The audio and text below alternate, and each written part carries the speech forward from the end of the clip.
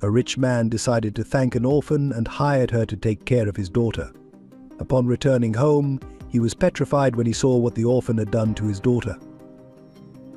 The flames danced menacingly against the night sky, consuming the Wilson mansion with terrifying speed. Thick black smoke billowed from the windows, turning the once pristine white walls into a canvas of orange and grey. The crackling of burning wood mixed with desperate screams pierced the peaceful suburban night. Through the front door, stumbling and coughing, emerged Michelle Carter, her clothes singed and hair partially burned. In her arms she clutched 7-year-old Melissa Wilson, the child's limp body pressed protectively against her chest. Michelle's face was streaked with soot, her eyes wide with terror, but her grip on Melissa never wavered. "Help! Someone please help!" Michelle's voice, hoarse from smoke inhalation, carried across the gathering crowd of neighbors. Her legs trembled with exhaustion, but she refused to fall, not while Melissa needed her. James Wilson's black Mercedes screeched to a halt in front of the burning house, his heart stopping at the sight before him. He had left work early, driven by an inexplicable sense of unease, only to find his worst nightmares manifesting. Melissa. Oh God, Michelle. He ran toward them as Michelle's strength finally gave out. She fell to her knees but managed to keep Melissa cradled safely. James reached them just as Michelle whispered, "She's breathing. I got her out in time," before collapsing herself. From the crowd, Margaret Reynolds, the housekeeper who had raised doubts about Michelle from the start, watched in shocked silence. Her hands covered her mouth, tears streaming down her face as she witnessed the very person she had distrusted risk everything to save Melissa. Sirens wailed in the distance as emergency vehicles approached. The gathered neighbors, many of whom had shunned Michelle based on rumors and prejudice, stood in stunned silence. The same girl they had whispered about, avoided, and judged was now lying unconscious on the lawn, having proved her character in the most profound way possible. James knelt between Michelle and Melissa, one hand on each of them, his world narrowed to these two precious lives. "Stay with me, please," he begged, his voice breaking. "Both of you, stay with me." The flames continued their relentless assault on the mansion, but in that moment, as paramedics rushed forward and neighbors finally moved to help, something far more important than a house was being saved. A family, forged not by blood but by love and sacrifice, was fighting to survive. This night would change everything, but none of them yet knew just how deep those changes would go. If this dramatic opening has touched your heart and left you eager for more, join our storytelling family by subscribing. Together, we'll explore more powerful tales of love, sacrifice, and redemption that will move your soul and inspire your spirit. James Wilson stood at the floor-to-ceiling windows of his executive office on the 32nd floor of Wilson Enterprises, his reflection ghosting against the Austin skyline. At 42, he cut an impressive figure, tall, broad-shouldered, with salt and pepper hair that only enhanced his authoritative presence. But his steel blue eyes, usually sharp with determination, now held a familiar shadow of loneliness. 5 years had passed since the accident that took Sarah, his wife and soulmate, leaving him to raise their 2-year-old daughter alone.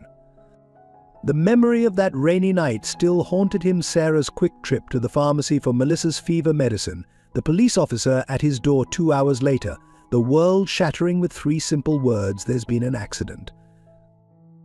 James's fingers brushed against the silver frame on his desk, a photo of Sarah holding baby Melissa, both laughing at something beyond the camera's view. Sarah's golden hair caught the sunlight, her green eyes sparkling with joy. It was the last family photo they'd taken, just a week before the accident. "I'm trying, love," he whispered to the photograph, a daily ritual that brought both comfort and pain. "But sometimes I wonder if I'm enough for her." Despite his success in the business world, building Wilson Enterprises from a small consulting firm into a Fortune 500 company, James felt like an amateur in the most important role of his life, being a father. Board meetings and multinational negotiations seemed simple compared to answering Melissa's innocent questions about why her mother wasn't coming home. The company demanded more of his time than ever, leaving Melissa in the care of Margaret Reynolds, their long-time housekeeper. Margaret was efficient, loyal, and loving towards Melissa, but James knew his daughter needed more. He saw it in her eyes when he missed another school play, in her forced smile when he had to cancel their weekend plans for an emergency meeting. His office phone buzzed, his assistant's voice reminding him of the board meeting in 5 minutes.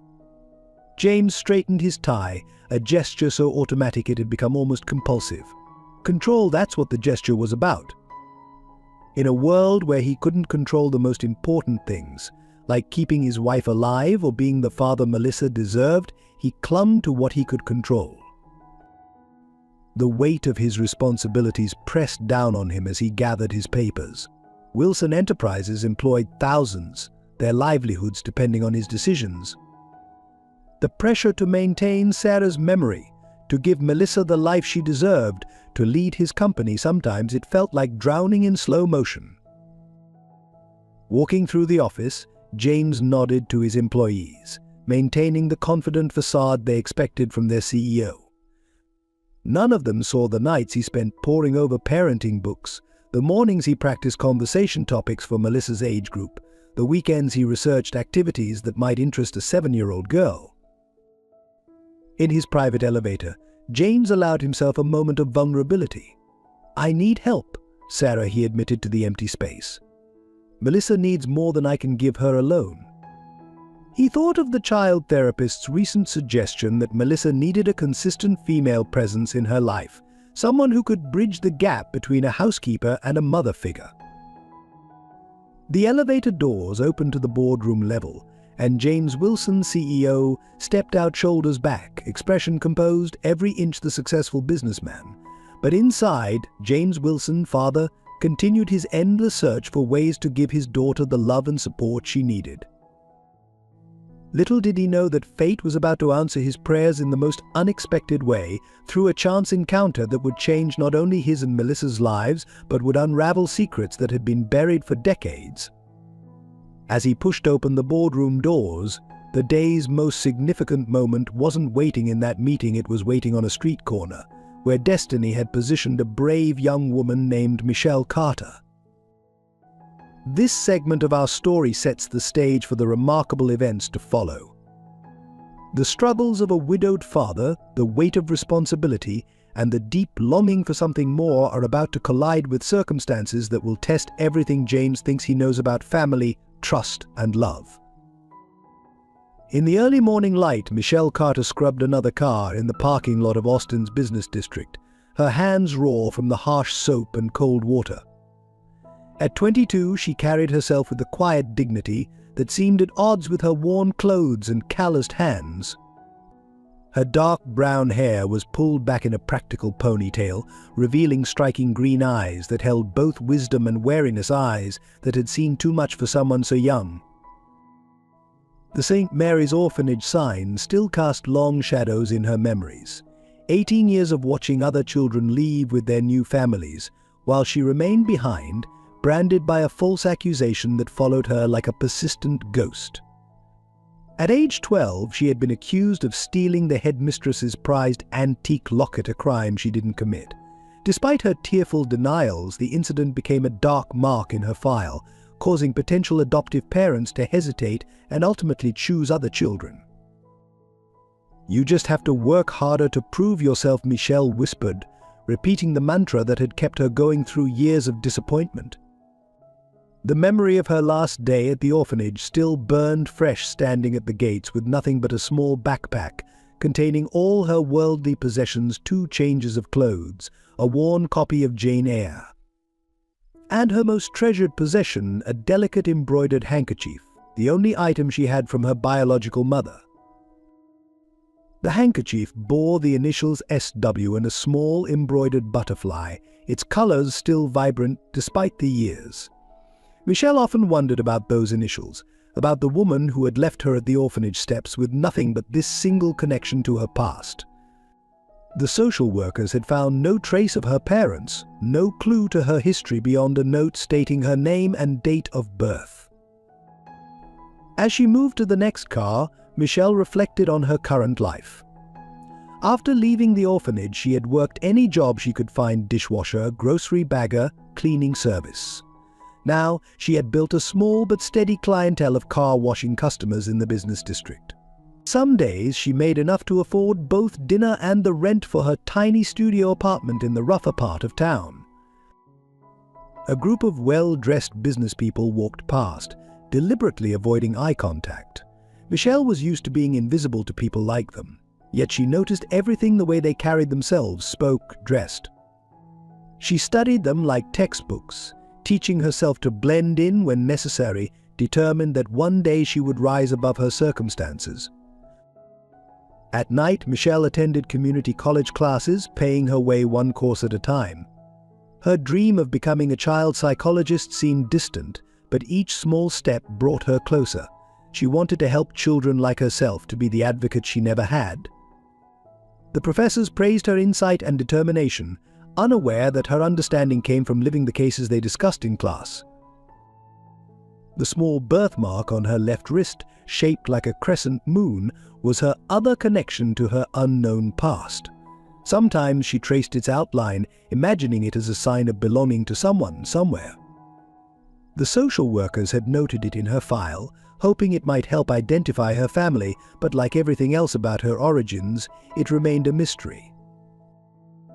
Despite the hardships, Michelle had never lost her capacity for kindness. She volunteered at local children's shelters when she could, sharing stories and hope with kids who reminded her of herself.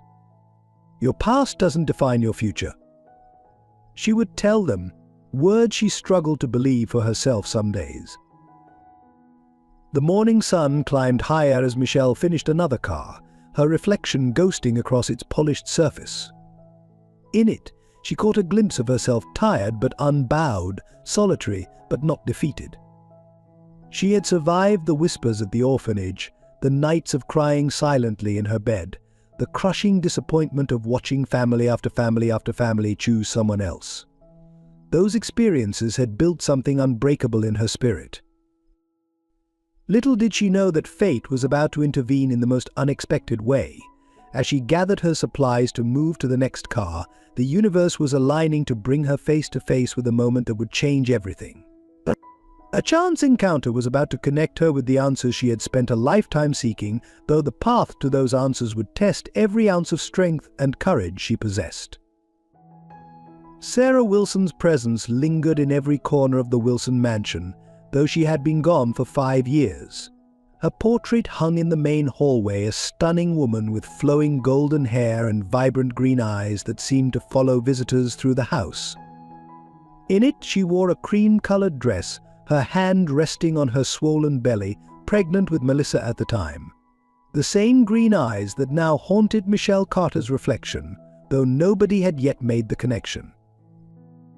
Before her marriage to James, Sarah Elizabeth Winchester had been a rising star in pediatric medicine, known for her exceptional empathy with young patients and their families. Her colleagues at Austin Children's Hospital still spoke of her with reverence, the doctor who would sit for hours with frightened children, telling them stories until their fears subsided. What few knew was that her dedication to children stemmed from a deep personal wound, the loss of her baby sister. Sarah had been only 6 when her parents brought home little Emily, a bright-eyed baby with a distinctive crescent-shaped birthmark on her left wrist. For 2 years, Sarah had been the proudest big sister, teaching Emily her first words, holding her hand as she took her first steps.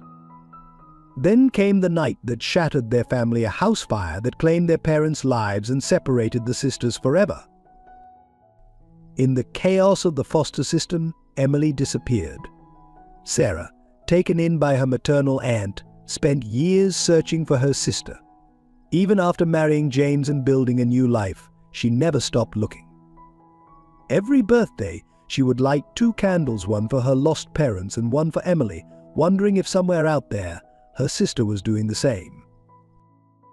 The irony of fate was cruel. Sarah had dedicated her life to helping children, unknowingly treating some from the very orphanage where her sister grew up under a different name.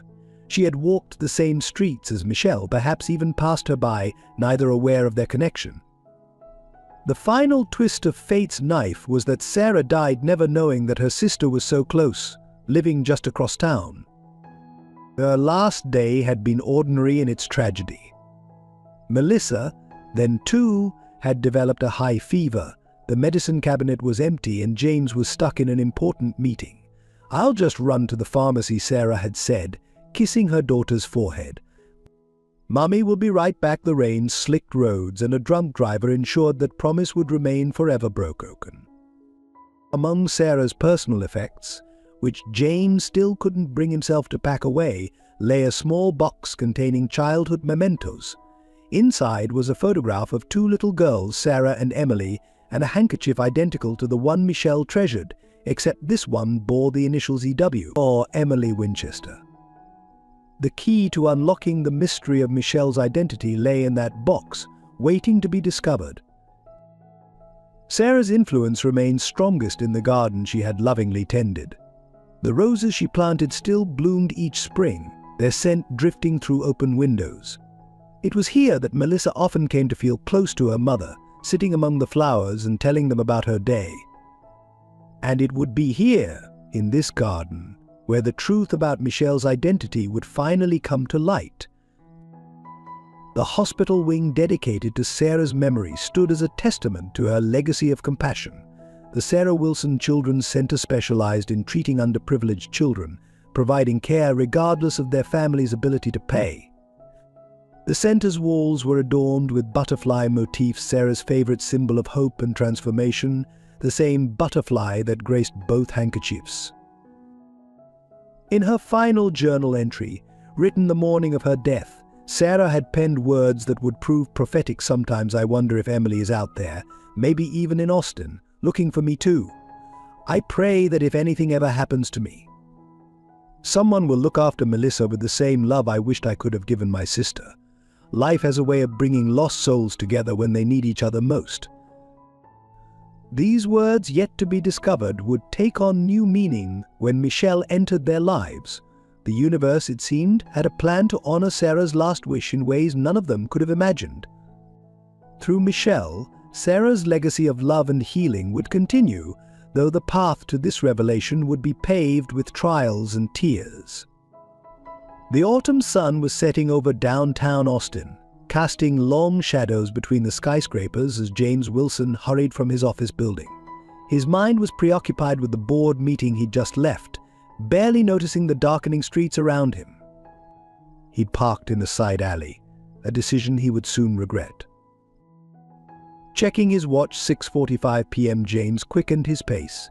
He'd promised Melissa he'd be home for dinner tonight, a promise he was determined to keep after breaking too many others. The sound of his expensive leather shoes echoed off the brick walls as he approached his car, keys already in hand. The attack came swiftly and without warning. Two men materialized from the shadows, one blocking his path to the car, the other circling behind him. Their faces were obscured by dark hoodies, but their intentions were clear. The taller one brandished a knife that gleamed dully in the fading light. "Wallet and watch," rich man the one with the knife demanded, his voice rough with barely contained violence. "Phone too. Nice and easy, and nobody gets hurt." James raised his hands slowly, his CEO's mind racing through scenarios, calculating risks and opportunities. "Let's stay calm," he said, his voice steady despite his pounding heart. "I'll give you what you want."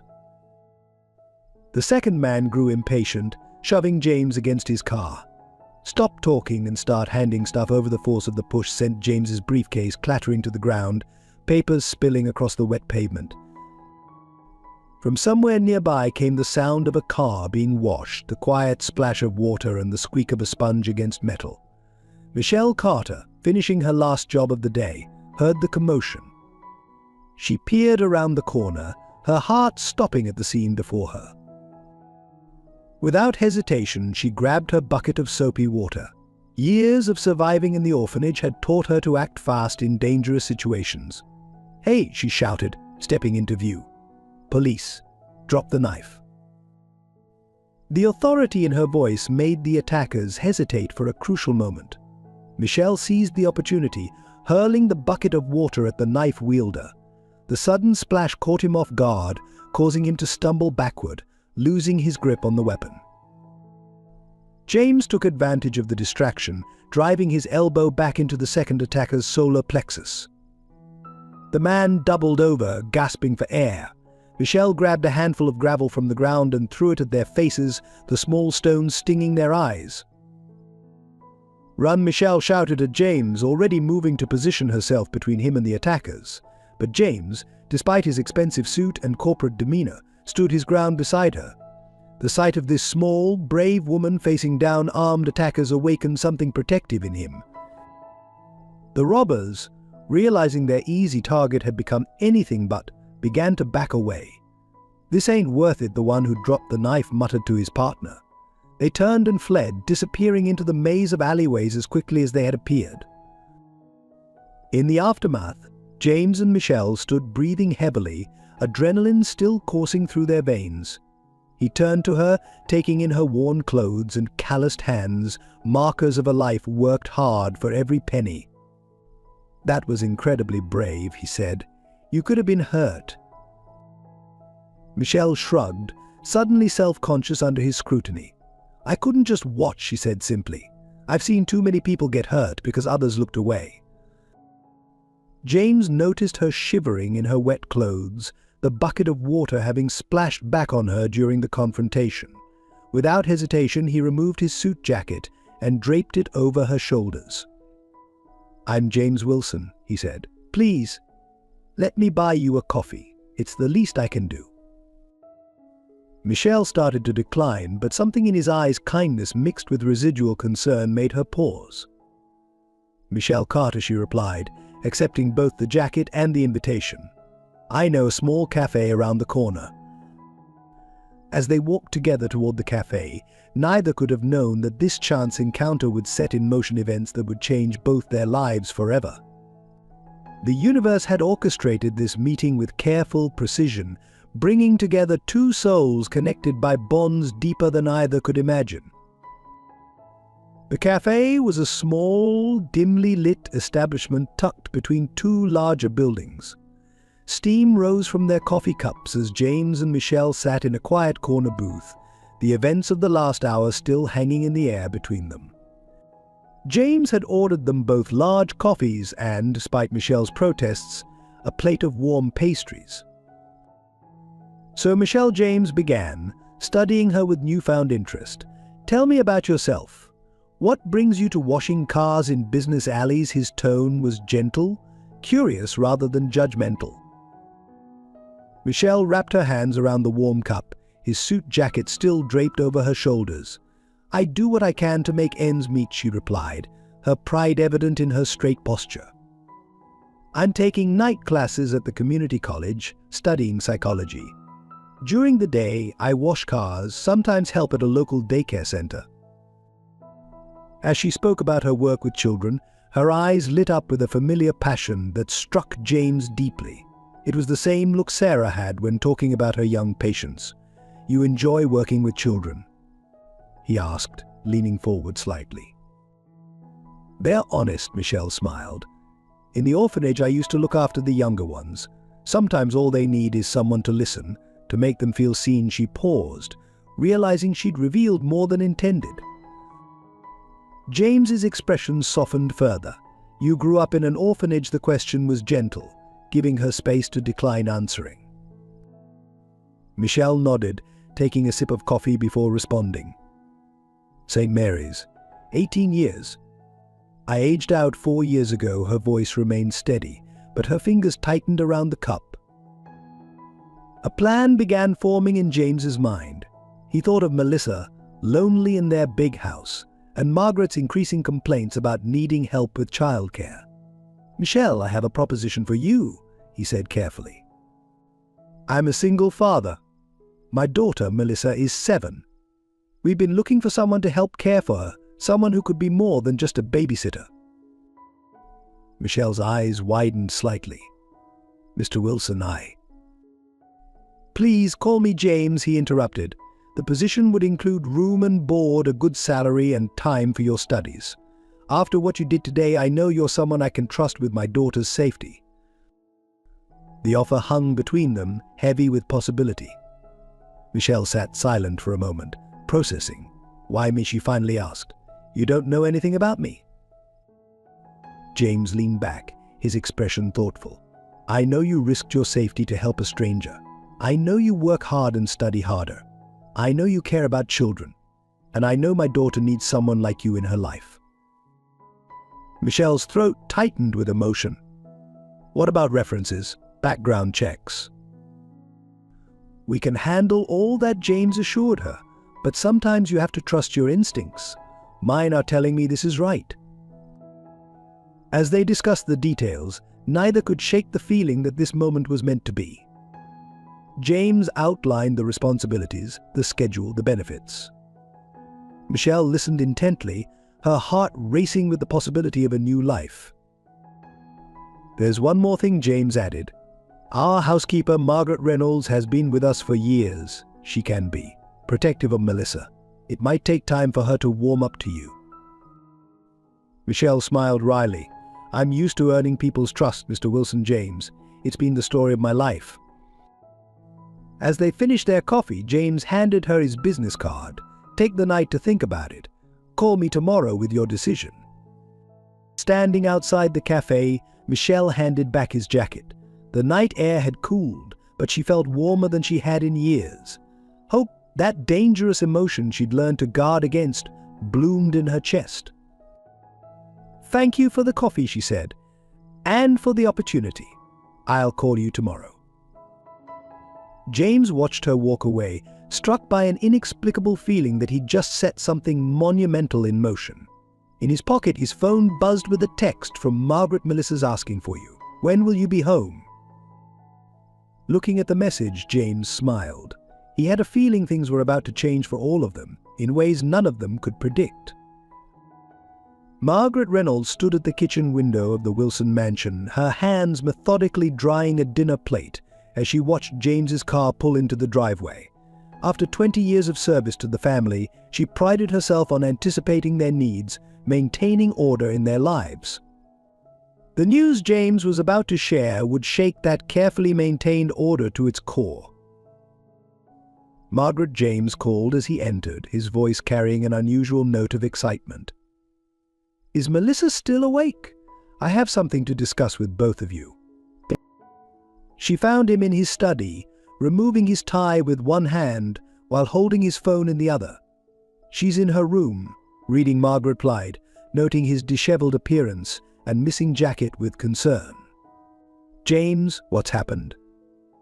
You look unsettled. James's face broke into a smile that made Margaret's stomach tighten with apprehension. I found someone to help with Melissa, he announced. A young woman named Michelle Carter. She saved me from a robbery attempt today. She's perfect for what we need. Margaret's hands clutched her apron, knuckles whitening. A stranger? Who stopped a robbery? Her voice rose slightly. James, surely you're not serious about bringing someone you've just met into our home. Our home, she thought, realizing she'd said it out loud. But wasn't it? After raising Melissa since infancy, after standing by James through Sarah's death, hadn't she earned the right to consider it her home too? She's studying psychology, works with children, James continued, either missing or choosing to ignore Margaret's distress. There's something special about her, Margaret, something that reminds me of Sarah. The comparison to Sarah felt like a physical blow. Margaret sank into a chair, memories flooding back Sarah's kindness when Margaret's husband died, her insistence that Margaret wasn't just staff but family. Have you run any background checks? Called references? She could be anyone, James. We will, of course, James assured her, sitting behind his desk, but my instincts tell me she's exactly what Melissa needs right now, what we all need. Margaret's throat tightened. What we all need is to be careful. After Sarah, she paused, gathering herself. We can't just replace what we've lost with the first person who shows an act of kindness. James's expression softened. No one's replacing anyone, Margaret. Michelle will be here to help, not to take over. You're still an essential part of this family. But Margaret barely heard him over the roaring in her ears. Images of her own loss surfaced. Her daughter Emily, lost to drugs and bad choices, last seen heading west with promises to get clean and make things right. Every stranger since then had been a potential threat, someone who might bring more pain into their lives. I need to meet her first, Margaret declared, standing abruptly, before Melissa gets attached, before any decisions are made. James nodded, relief evident in his expression. Of course, she'll come by tomorrow morning. Just keep an open mind, Margaret, please. Later that night, after Melissa had been tucked in with promises of exciting news tomorrow, Margaret stood in Sarah's garden. The roses Sarah had planted still bloomed, their fragrance a ghostly reminder of all they'd lost. "What would you do, Sarah?" she whispered to the flowers. "Would you trust a stranger with your daughter's heart?" As if in answer, a cool breeze stirred the roses, carrying their scent around her. Margaret remembered Sarah's words from years ago. Sometimes the family we need finds us in unexpected ways. But Sarah wasn't here, and Margaret had appointed herself guardian not just of the house, but of Sarah's memory, of Melissa's safety, of the delicate balance they'd achieved in their grief. Tomorrow she would meet this Michelle Carter. She would watch, evaluate, protect. Because that's what family did, they protected their own. And despite James's assurances, Margaret couldn't shake the feeling that everything was about to change. In her room, she took out the last photo she had of her own daughter, traced the familiar features with a trembling finger. "I won't let anyone else get hurt," she promised the smiling face in the photograph. Not this time. Michelle arrived at the Wilson mansion precisely at 9 the next morning, her few possessions packed in a worn backpack. She wore her best outfit, a simple blue dress bought from a thrift store and carefully pressed the night before. Standing before the imposing front door, she took a deep breath, touching the embroidered handkerchief in her pocket for luck. Melissa Wilson sat cross-legged at the top of the grand staircase, peering through the railings as Michelle entered. The 7-year-old had been vibrating with excitement since breakfast, when her father announced they were getting a new special friend to help take care of her. "Hello," Michelle called softly, spotting Melissa's partially hidden face. "You must be Melissa." "I'm Michelle," she smiled, noticing how the little girl's eyes widened with interest. Melissa stood up slowly, still holding onto the railing. "Did you really save my daddy from bad guys?" she asked, her voice filled with curiosity and a touch of awe. Michelle laughed gently. "Well, we helped each other. Sometimes that's what friends do." She climbed a few steps, stopping at a respectful distance. "I like your butterfly hair clips. Purple is my favorite color too." Something in Michelle's voice, warm and genuine, made Melissa venture closer. "Do you want to see my room? I have a whole collection of butterflies. Mummy loved them too." The words tumbled out eagerly, and then she froze, glancing nervously at Margaret, who stood watching from the doorway. But Michelle didn't miss a beat. "I'd love to see them. And maybe you can tell me about your mom?"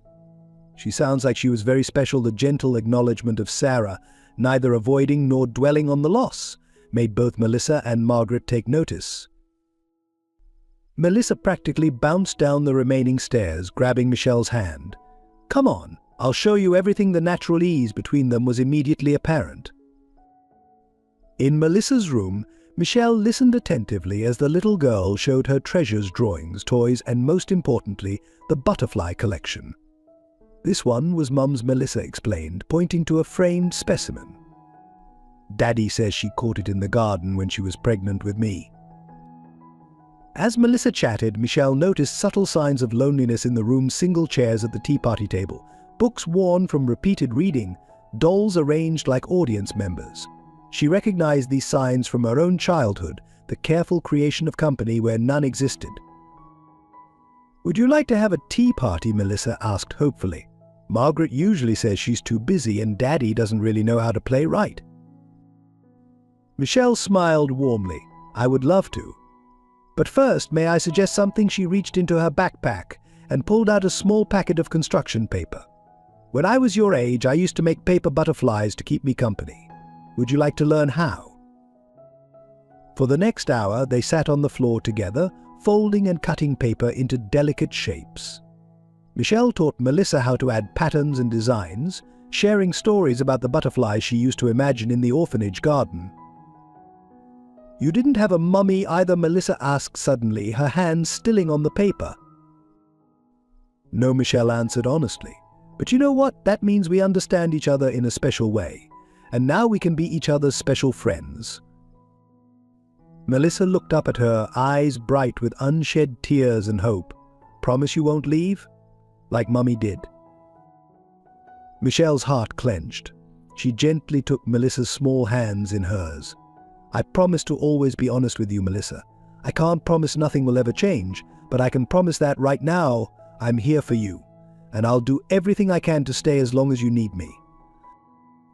The honesty of the answer, so different from the usual adult reassurances, seemed to satisfy Melissa. She leaned forward and hugged Michelle tightly. I'm glad you saved Daddy, she whispered. From the doorway, unnoticed by either of them, Margaret watched the interaction with conflicting emotions. The scene before her was both heartwarming and terrifying, Melissa opening up more in 1 hour than she had in months, while a stranger gained her trust so easily. Margaret spent the next 2 weeks watching Michelle like a hawk, documenting every interaction, every potential misstep. She kept a small notebook hidden in her apron pocket, jotting down observations that grew increasingly frustrating in their positivity. Michelle was unfailingly patient with Melissa, meticulous in her duties, and respectfully distant with James. One evening, after Melissa had gone to bed, Margaret sat at her desk reviewing her notes.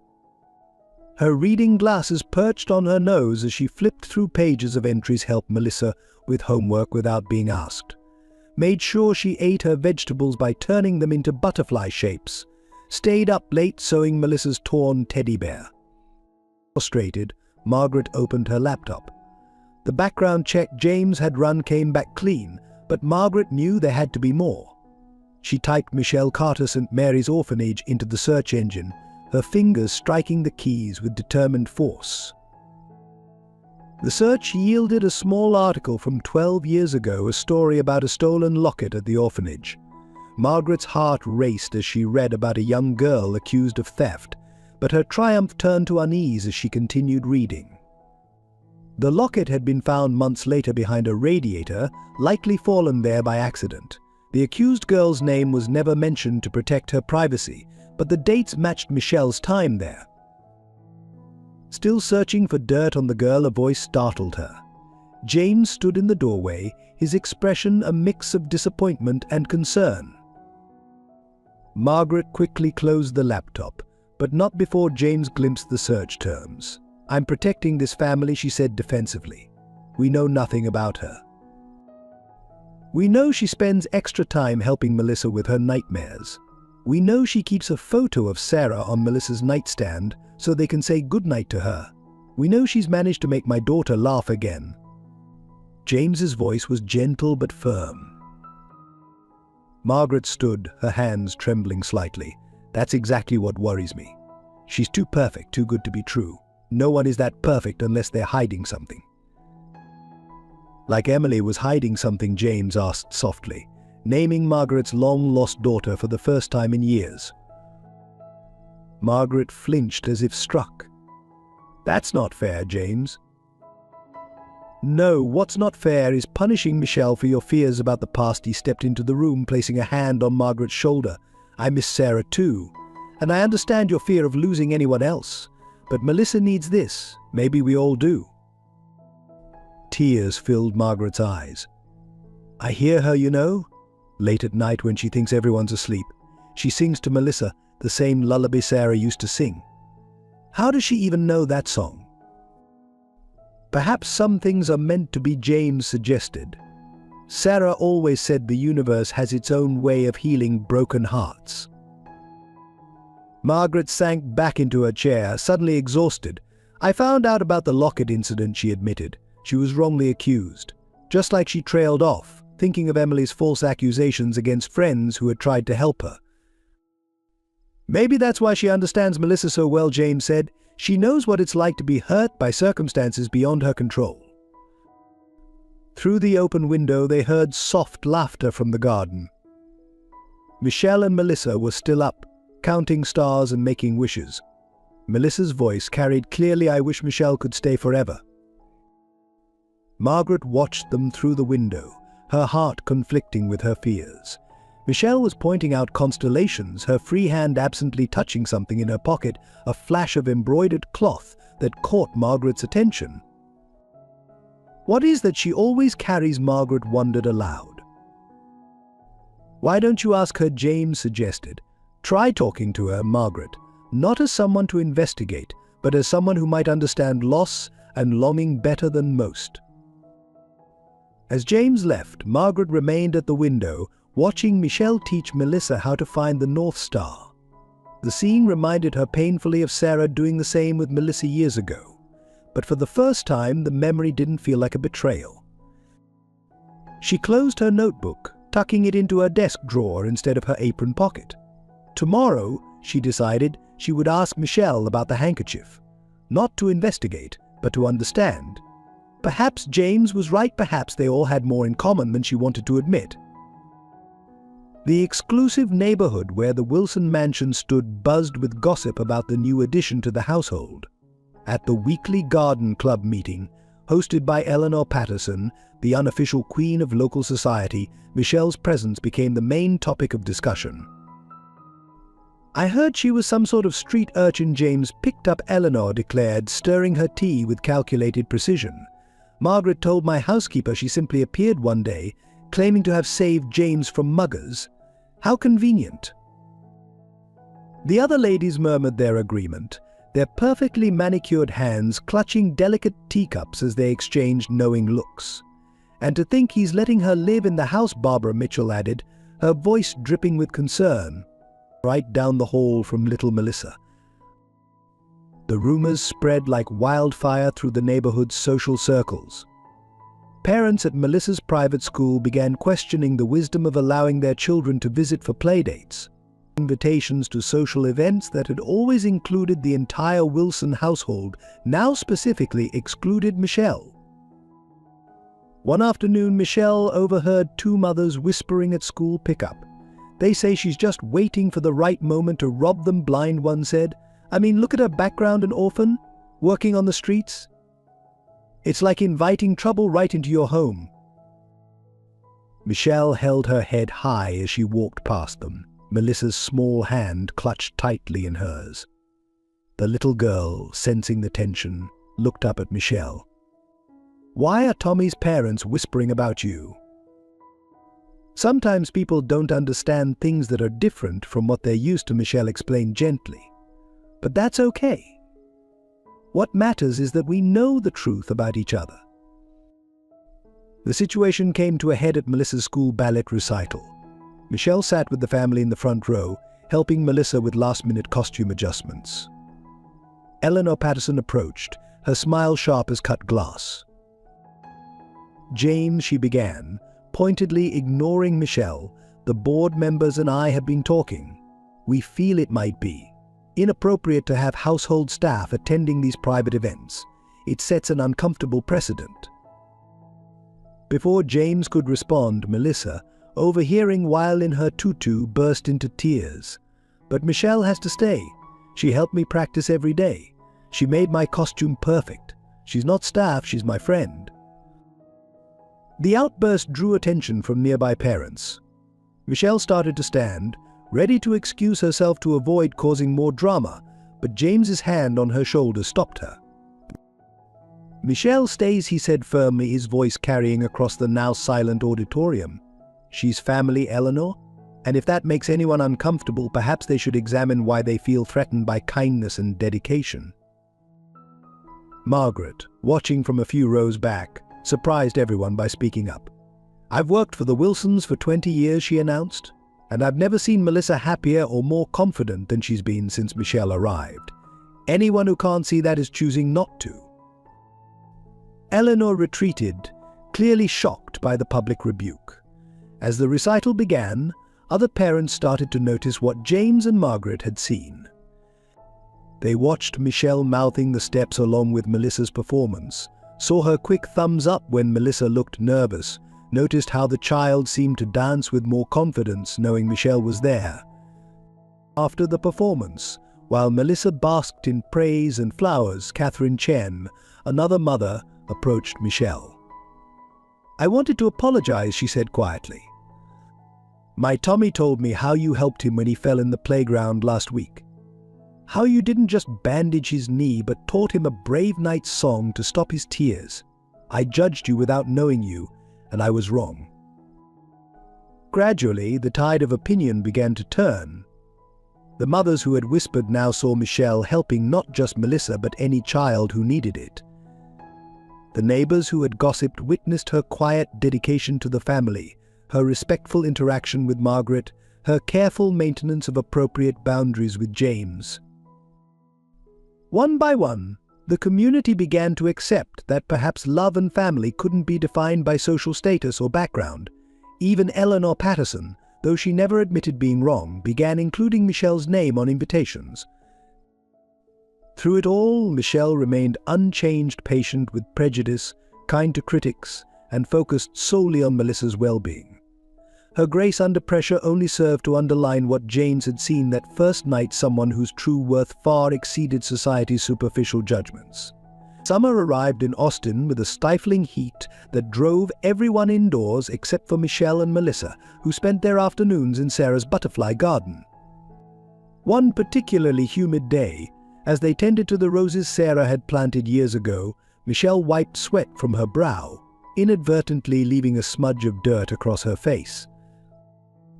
"You look just like the picture," Melissa exclaimed suddenly, her eyes wide with recognition. "What picture, sweetheart?" Michelle asked, reaching for her water bottle. "Come on, I'll show you." Melissa grabbed Michelle's hand, pulling her into the house with urgent excitement. They climbed the stairs to James's study, where Melissa approached a wall of family photographs. She pointed to one in particular, a young Sarah Wilson, gardening in a sundress, a smudge of dirt across her cheek, her green eyes bright with laughter. Michelle froze, staring at the photograph.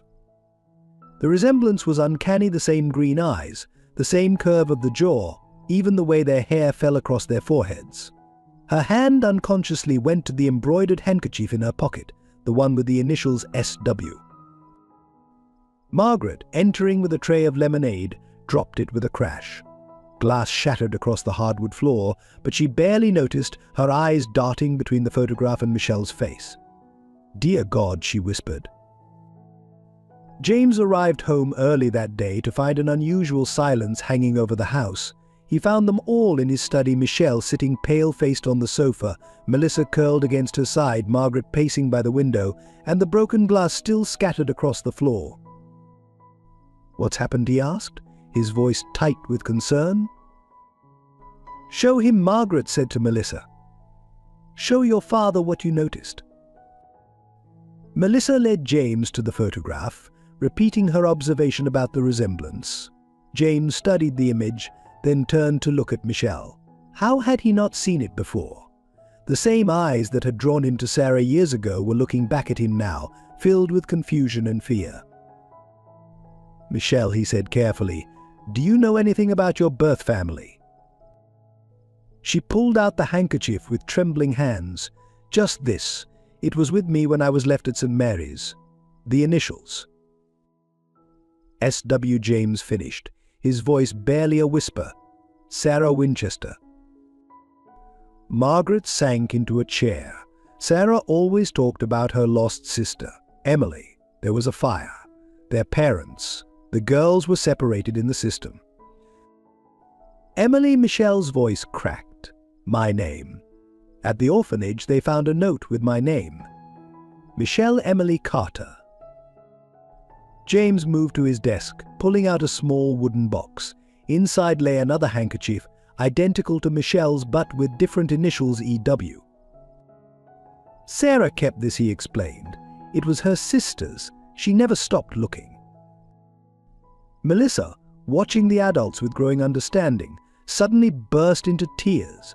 Does this mean Michelle is my aunt? My real aunt. My real aunt. The word hung in the air, aunt. Michelle felt the room spinning.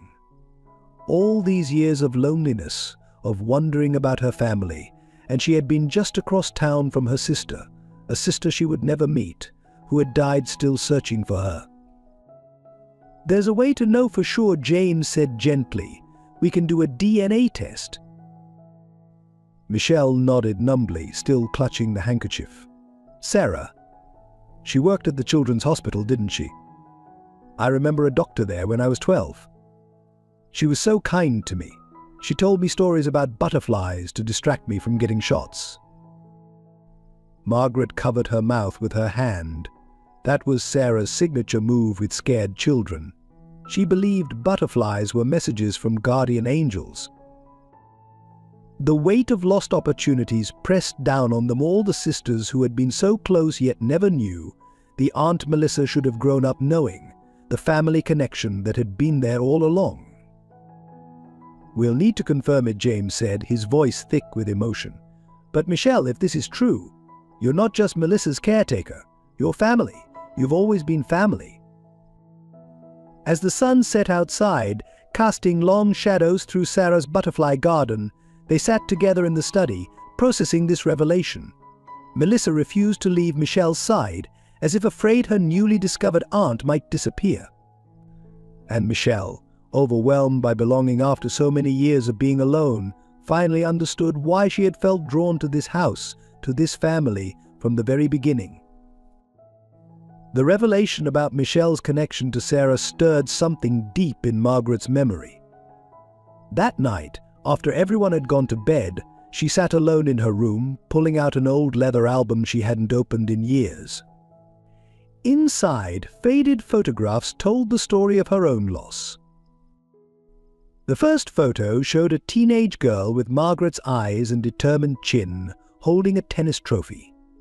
Emily Reynolds had been a star athlete, destined for a scholarship, before the pills took everything. Margaret traced her daughter's face with a trembling finger, remembering the slow descent that tore their family apart. A soft knock interrupted her reverie. Michelle stood in the doorway, 2 cups of tea in her hands. I thought you might still be awake, she said softly. May I come in? Margaret hesitated, then nodded. Michelle placed 1 cup beside her, noticing the open album but respectfully averting her eyes. I wanted to thank you, Michelle began, for all you've done for Melissa, for keeping Sarah's memory alive. Something in Michelle's gentle tone broke through Margaret's carefully constructed walls. I had a daughter once, she found herself saying. Her name was Emily, too. Michelle sat quietly, letting Margaret continue at her own pace. The older woman turned the album pages, showing Michelle photographs that documented a family's gradual unraveling. She was so bright, so full of life. Then she started running with the wrong crowd in high school. When things went missing around the house, I blamed her friends. I couldn't see. Didn't want to see. Her voice cracked as she reached the last photo. Emily, thin and pale, promising to get clean, to come home soon. That was 8 years ago. The last time I saw her. Every time the phone rings late at night, I think. She couldn't finish the sentence. Is that why you were so suspicious of me? Michelle asked gently, understanding dawning in her eyes. Margaret nodded, wiping away tears. When James brought you home, all I could see was another young woman who might hurt this family. I couldn't bear to watch them get hurt again. But I was wrong about Emily's friends back then, and I was wrong about you. She pulled out another photograph, one that made Michelle gasp. It showed Emily Reynolds at 16, standing before a butterfly garden remarkably similar to Sarah's. But what caught Michelle's attention was the distinctive crescent-shaped birthmark on Emily's wrist, identical to her own. Margaret, Michelle whispered, extending her arm to show her own birthmark. How? Margaret's hands shook as she held Michelle's wrist, examining the mark she'd seen so many times on her own daughter. It's not possible, she breathed. The adoption agency said Emily was found.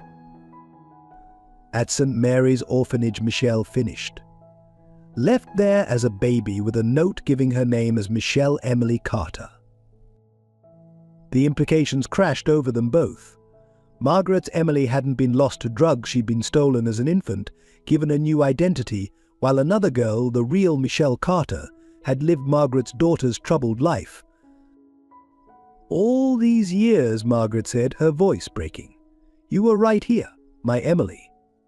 And I've been so cruel to you." Michelle sat frozen, trying to process this second earth-shattering revelation in one day. Not only was she Sarah Winchester's sister, but she was also Margaret Reynolds' long-lost daughter. The universe had brought her not to one family, but two. Does this mean Michelle started, then stopped, overwhelmed? "It means you were never alone," Margaret said fiercely, pulling Michelle into an embrace both had longed for without knowing it. "It means you belong here twice over, my daughter." Sarah's sister, Melissa's aunt. They sat together until dawn, going through photographs, sharing stories, filling in the blank spaces in each other's lives. Every small similarity took on new meaning: their shared love of gardening, their protective instincts toward children, even their tendency to hum while working. As the sun rose, casting early light through the window, Margaret touched the birthmark on Michelle's wrist one more time. "I think Sarah knew," she said quietly. "Somehow she knew when she encouraged James to build that butterfly garden. She was leading you home." Michelle leaned against her newfound mother's shoulder, finally understanding why the Wilson house had felt like home from the first moment. She wasn't just finding her place, she was reclaiming it, piece by piece healing 3 generations of broken hearts in the process. The days following the dual revelations brought a fragile peace to the Wilson household, but that tranquility was about to be shattered. The first letter arrived on a Tuesday morning, slipped under the front door before dawn. Margaret found it while doing her morning rounds, a plain white envelope with no return address. Inside was a typed message that made her blood run cold. "Do you really think you can play happy families? Ask Michelle about the missing locket. Some secrets don't stay buried." At the bottom was a grainy photograph of a young Michelle at St. Mary's Orphanage, standing near the headmistress's office. Margaret's first instinct was to destroy it, to protect Michelle from more pain, but before she could decide, James entered the foyer, immediately noticing her distress. "What is it?" he asked, taking the letter from her trembling hands. "Someone knows," Margaret whispered. "About Michelle, about everything." More letters followed over the next week, each more threatening than the last. "The perfect nanny with a criminal past. Does James know what really happened that night? How much is your silence worth?" The police were called, but with no fingerprints and no leads, they could do little but advise increased security. James hired guards, installed cameras, but the letters kept coming, now accompanied by photos: Michelle washing cars, Michelle at her night classes, Michelle in the garden with Melissa. "Someone's been watching me," Michelle realized, her face pale as she looked through the latest batch. "For months, maybe longer." The strain began to show. Melissa picked up on the tension, becoming clingy and anxious. Michelle started checking locks compulsively, jumping at shadows. Margaret alternated between fierce protectiveness and gnawing fear that her newly recovered daughter might be taken from her again. Then came the letter that changed everything. Ask Robert Hayes about the real Michelle Carter. Ask him what happened the night of the fire. James recognized the name immediately: Robert Hayes, his former business partner, whom he'd forced out of the company 5 years ago after discovering financial irregularities. Hayes had sworn revenge, but disappeared before any charges could be filed. He was on the board of St. Mary's Orphanage, James remembered, digging through old files. He would have had access to records, to information about the children. Michelle sat heavily in a chair, pieces falling into place. The locket incident, it was a setup. I remember Mr. Hayes being there that day, watching when they accused me. He's the one who suggested checking my room. Margaret's detective work finally paid off as she uncovered the terrible truth. Hayes had orchestrated the baby swap all those years ago, using his position at both the orphanage and adoption agencies to move children around. The real Michelle Carter had indeed died of an overdose the girl Margaret had been tracking all these years. But he's been watching, waiting, James realized. When I hired you, he must have recognized you. Now he's trying to destroy everything, just like he promised. The final threat arrived attached to a small butterfly pendant, one identical to the pendant in Sarah's hospital ID photo. Tomorrow everything ends. Say goodbye to your fake family. That night, as security patrolled the grounds, the household gathered in the living room, refusing to be separated. Melissa fell asleep between Michelle and Margaret, one hand clutching each of them. James sat across from them, making calls, pulling strings, trying to locate Hayes. "I won't let him take this away from us," Michelle said firmly, looking at her newfound family. "We've lost too much time already." Margaret squared her shoulders, her protective instincts in full force. "He doesn't understand what he's up against. A mother's love isn't something you can threaten away." As dawn approached, they made plans. They would not run, would not hide, would not let fear tear apart what fate had so carefully brought together. But none of them could have predicted what Hayes had planned or how far he would go to exact his revenge. The next day would bring fire and fear, courage and revelation, and a final confrontation that would test the bonds of their newly united family. But for now they drew strength from each other, 4 hearts beating as one, waiting for whatever morning would bring. The day of Hayes' threatened revenge dawned hot and windless. Despite the added security, an atmosphere of dread hung over the Wilson mansion. James had insisted on staying home from work. Michelle wouldn't let Melissa out of her sight, and Margaret patrolled the house with nervous energy. None of them noticed the figure that had slipped into the basement during the guard rotation, or the gasoline being methodically splashed in strategic locations. Robert Hayes, once an esteemed businessman, now moved with the calculated precision of someone with nothing left to lose. His once expensive suit hung loose on his gaunt frame, his eyes holding the fevered gleam of long-nursed vengeance. The first sign of trouble came mid-afternoon. Michelle was helping Melissa with her homework in the upstairs study when she noticed an acrid smell seeping through the floorboards. Before she could investigate, smoke began curling under the door. "Melissa, sweetheart," Michelle said calmly, though her heart was racing. "Remember the fire drill we practiced? We need to do it now. For real." But when Michelle opened the door, she saw that Hayes had planned well. The main staircase was already engulfed in flames, cutting off their primary escape route. Thick black smoke was rapidly filling the upper hallway. The back stairs, Michelle decided, lifting Melissa into her arms. But as they reached the servants' stairwell, they heard an ominous crack. Part of the ceiling collapsed, blocking their escape route with burning debris. Downstairs, Margaret was the first to spot the flames. She immediately triggered the alarm and called emergency services, then tried to reach the stairs, only to be driven back by intense heat. "Michelle, Melissa," she screamed, her worst fears materializing.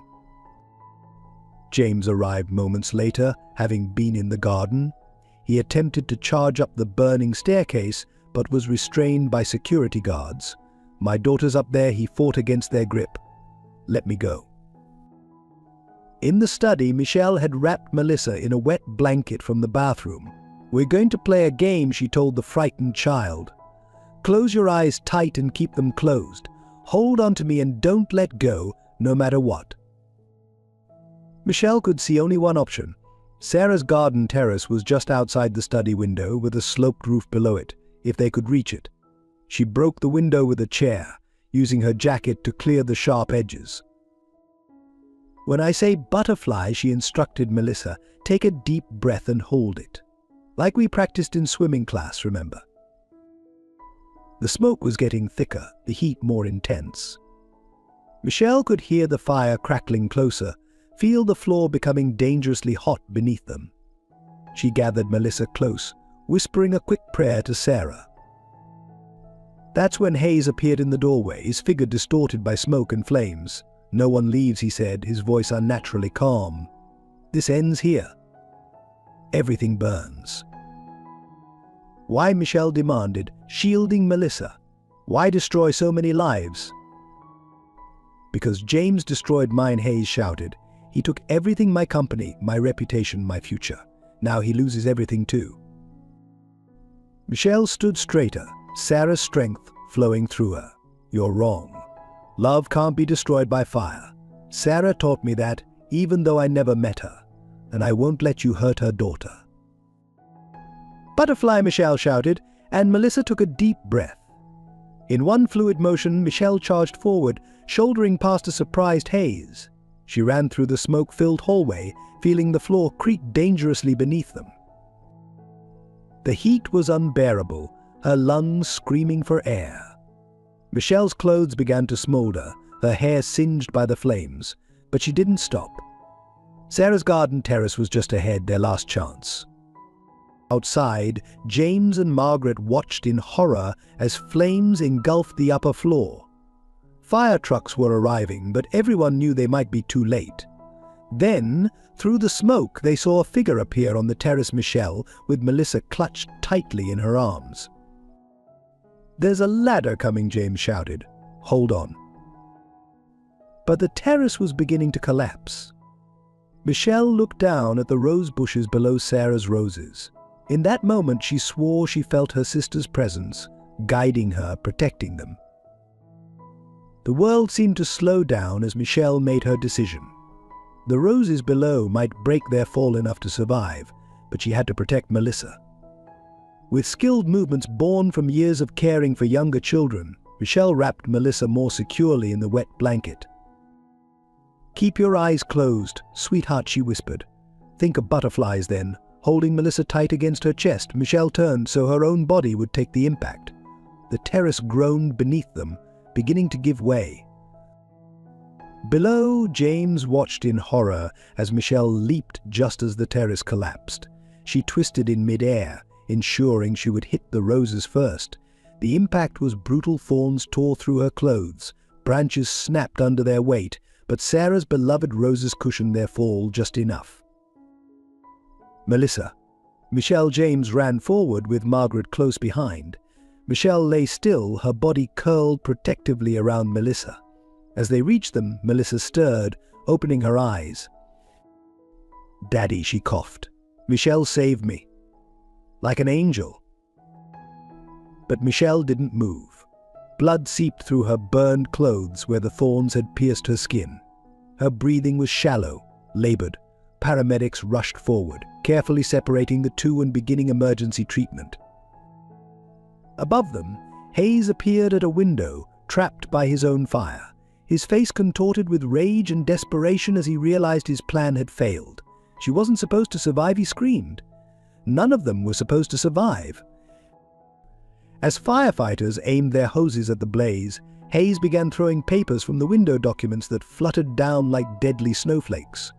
Margaret caught one, her hands shaking as she read. "James," she gasped. "These are adoption records, hospital documents. Hayes, he was behind everything. The baby swap, the false accusations, all of it." Through the smoke and chaos, Hayes' voice carried down to them. "You want the truth, James? I planned it all." Sarah was getting too close to the truth about the orphanage's finances. She was investigating missing children, so I made sure she'd never find her sister. I separated them, created false records, watched them live their lives apart. Then when she died, I thought it was over. But you had to hire Michelle, had to bring her into your perfect life. The confession echoed across the burning garden as firefighters finally reached Hayes, restraining him even as he continued to rant. "I took everything from you, just like you took everything from me." Meanwhile, paramedics worked frantically to stabilize Michelle. Her vital signs were weakening, her burns severe. As they lifted her onto a stretcher, something fell from her pocket, the embroidered handkerchief, now stained with blood and ash. Melissa broke free from her father's grip, running to grab it. "She needs this," she cried. "It's from her real family. It gives her strength." Margaret cradled her daughter's hand as the paramedics rushed her to the ambulance. "Hold on, sweetheart," she pleaded. "We just found you. We can't lose you again." James held Melissa close, watching the ambulance speed away. The mansion continued to burn behind them, but the material loss meant nothing compared to the possibility of losing Michelle. Fire trucks surrounded the property, their red lights painting the smoke-filled sky in surreal colors. As police led Hayes away in handcuffs, he continued to shout his confession, revealing years of corruption, fraud, and manipulation. His elaborate scheme to destroy James had instead exposed his own crimes, including his role in the tragic separation of Sarah and Michelle. Standing in Sarah's destroyed garden, James pulled out his phone to call his lawyer. The truth needed to be documented, justice needed to be served. But first, they had to get to the hospital. Michelle's life hung in the balance, and with it, the future of their newly united family.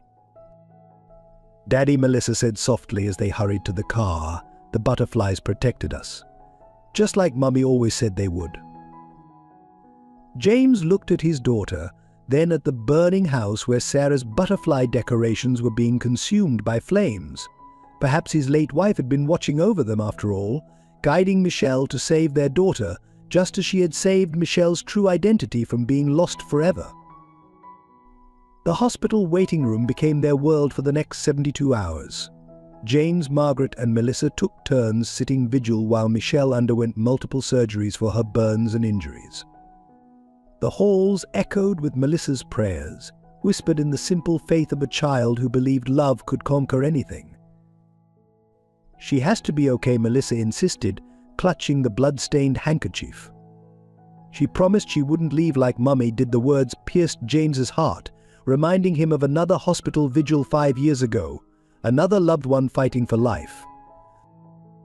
Margaret rarely left Michelle's bedside, her newfound daughter's hand clasped tightly in hers. She spoke constantly, sharing stories of Emily's childhood, the years she'd missed, the dreams she'd held. The doctors said patients in comas could often hear, and Margaret was determined to give Michelle every reason to fight her way back.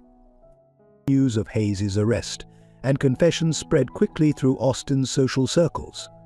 The same people who had once whispered suspicions about Michelle now brought flowers and cards, filling the hospital room with colorful reminders of support. Eleanor Patterson herself arrived with tears in her eyes and a heartfelt apology for her previous judgment. On the third night, while Melissa slept curled in a waiting room chair, Detective Sarah Martinez arrived with updates on the investigation. "We found everything," she told James and Margaret. Records dating back 20 years. Hayes was running an illegal adoption network through St. Mary's. He separated dozens of families, all to hide his financial crimes.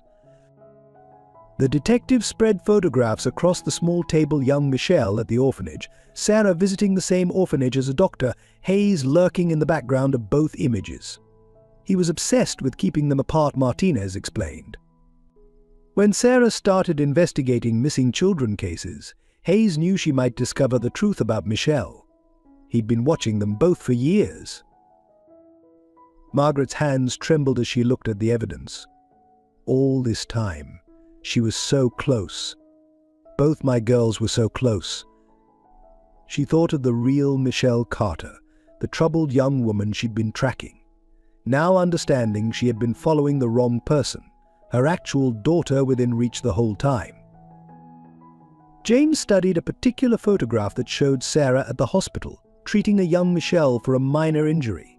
They did meet, he realized. Sarah treated her own sister without knowing it. The irony was almost too much to bear. Around midnight on the fourth day, while a summer storm raged outside, Michelle's vital signs began to strengthen. Her fingers twitched in Margaret's grasp, and her eyes flickered beneath their lids. The doctor said it was a positive sign, but warned them recovery would be a long journey. Melissa, who had refused to go home, climbed carefully onto the edge of Michelle's bed. "The butterflies in Mummy's garden saved us," she told her unconscious aunt. "They're magical, just like you said. Please wake up so we can plant new ones together." As if responding to the child's plea, Michelle's eyes slowly opened. She couldn't speak through the breathing tube, but her gaze found each of them: Margaret, her mother James, her brother-in-law and Melissa, her beloved niece. Tears rolled down her cheeks as Margaret gently squeezed her hand. "Welcome back, sweetheart," Margaret whispered. "You're home now, really home." Outside the hospital window, a monarch butterfly landed on the sill, its wings gleaming orange and black against the storm-dark sky. Melissa gasped in delight, pointing to it. "Look, Mummy sent us a sign." The butterfly stayed through the night, sheltering from the storm, its presence a reminder of Sarah's enduring love and the mysterious ways families find their way back to each other. As dawn broke, bringing with it the promise of Michelle's recovery, they all felt Sarah's spirit among them, completing their circle of healing. The weeks following the fire brought waves of devastating revelations. As Michelle slowly recovered in the hospital, police investigators uncovered the full extent of Hayes' crimes. The evidence painted a picture of manipulation and cruelty that spanned decades. In his office at the station, Detective Martinez spread out photographs across his desk for James and Margaret to view. Hayes didn't just separate Michelle from her family, he explained grimly. He orchestrated Sarah's accident. James felt the floor drop beneath him. "What are you saying?" Martinez pulled out a police report dated the night of Sarah's death. The drunk driver who hit Sarah's car was on Hayes' payroll. He was supposed to run her off the road, scare her into stopping her investigation. But things went wrong. Margaret sank into a chair, her face ashen. She was getting too close to the truth about Michelle, wasn't she? "Yes," Martinez confirmed. "We found Sarah's research files in Hayes' possession. She had traced several missing children to St. Mary's, including a baby girl with a crescent birthmark. She was days away from making the connection." Back at the hospital, Michelle struggled with her own demons. The burns across her back throbbed constantly, a physical reminder of the fire that had nearly claimed them all. But the emotional pain cut deeper, learning that her sister had died trying to find her, that they had been so close to reuniting, threatened to break her spirit. "I dreamed about her last night," Michelle confided to Margaret during one of their quiet evening talks. "She was in her garden, tending to the butterflies. She looked right at me, knew who I was, but I couldn't reach her. Every time I got close, she faded away." Melissa, too, carried her own burden of grief. The little girl who had already lost one mother figure now watched another suffer. Her nightmares returned with fierce intensity, dreams of fire, of losing Michelle the way she'd lost Sarah. One particularly difficult night, as rain lashed against the hospital windows, Melissa crept into Michelle's room, tears streaming down her face. "I saw Mummy in my dream," she whispered. "She was trying to warn us about the bad man, but we couldn't hear her." The police interviews continued, each revelation more heartbreaking than the last. Hayes had maintained detailed records of his orchestrated separations, dozens of families torn apart to hide his financial crimes. The documents revealed how he had manipulated records, bribed officials, and created false identities. Most devastating was the discovery that Hayes had been present at every crucial moment of their lives, watching Sarah's funeral from a distance, observing Michelle at the orphanage, even attending Melissa's school events under the guise of a board member. "He was obsessed with watching his handiwork," Martinez explained.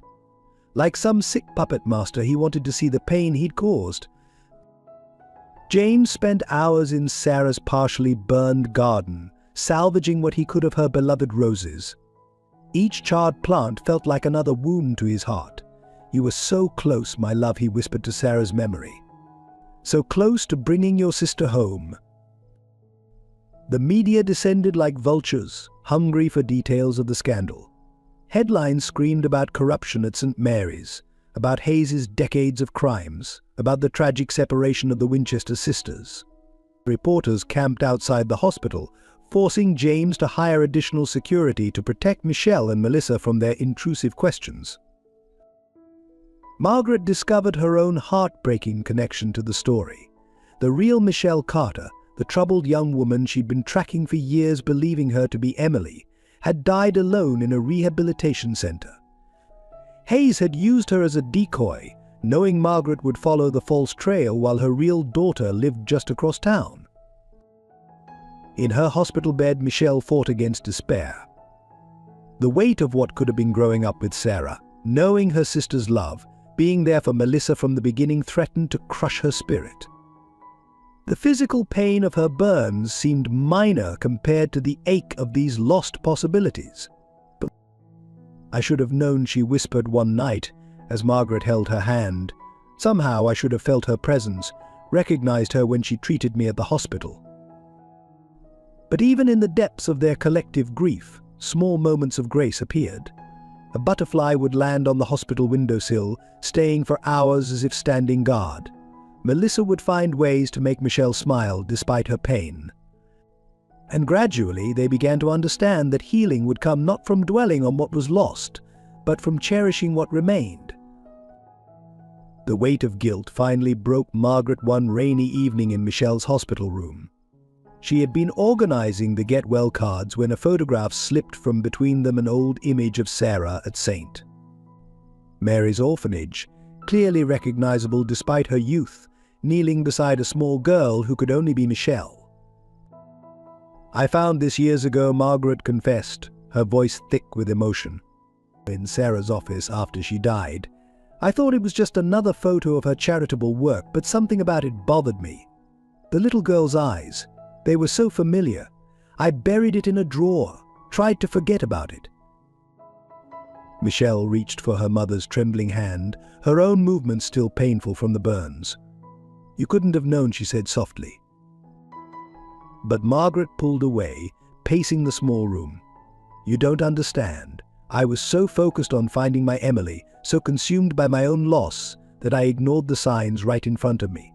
The birthmark, your eyes, your connection with Melissa, it was all there." She sank into the chair beside Michelle's bed, tears flowing freely now. "I let my fear and suspicion poison everything. Instead of seeing the blessing you were, I treated you like a threat.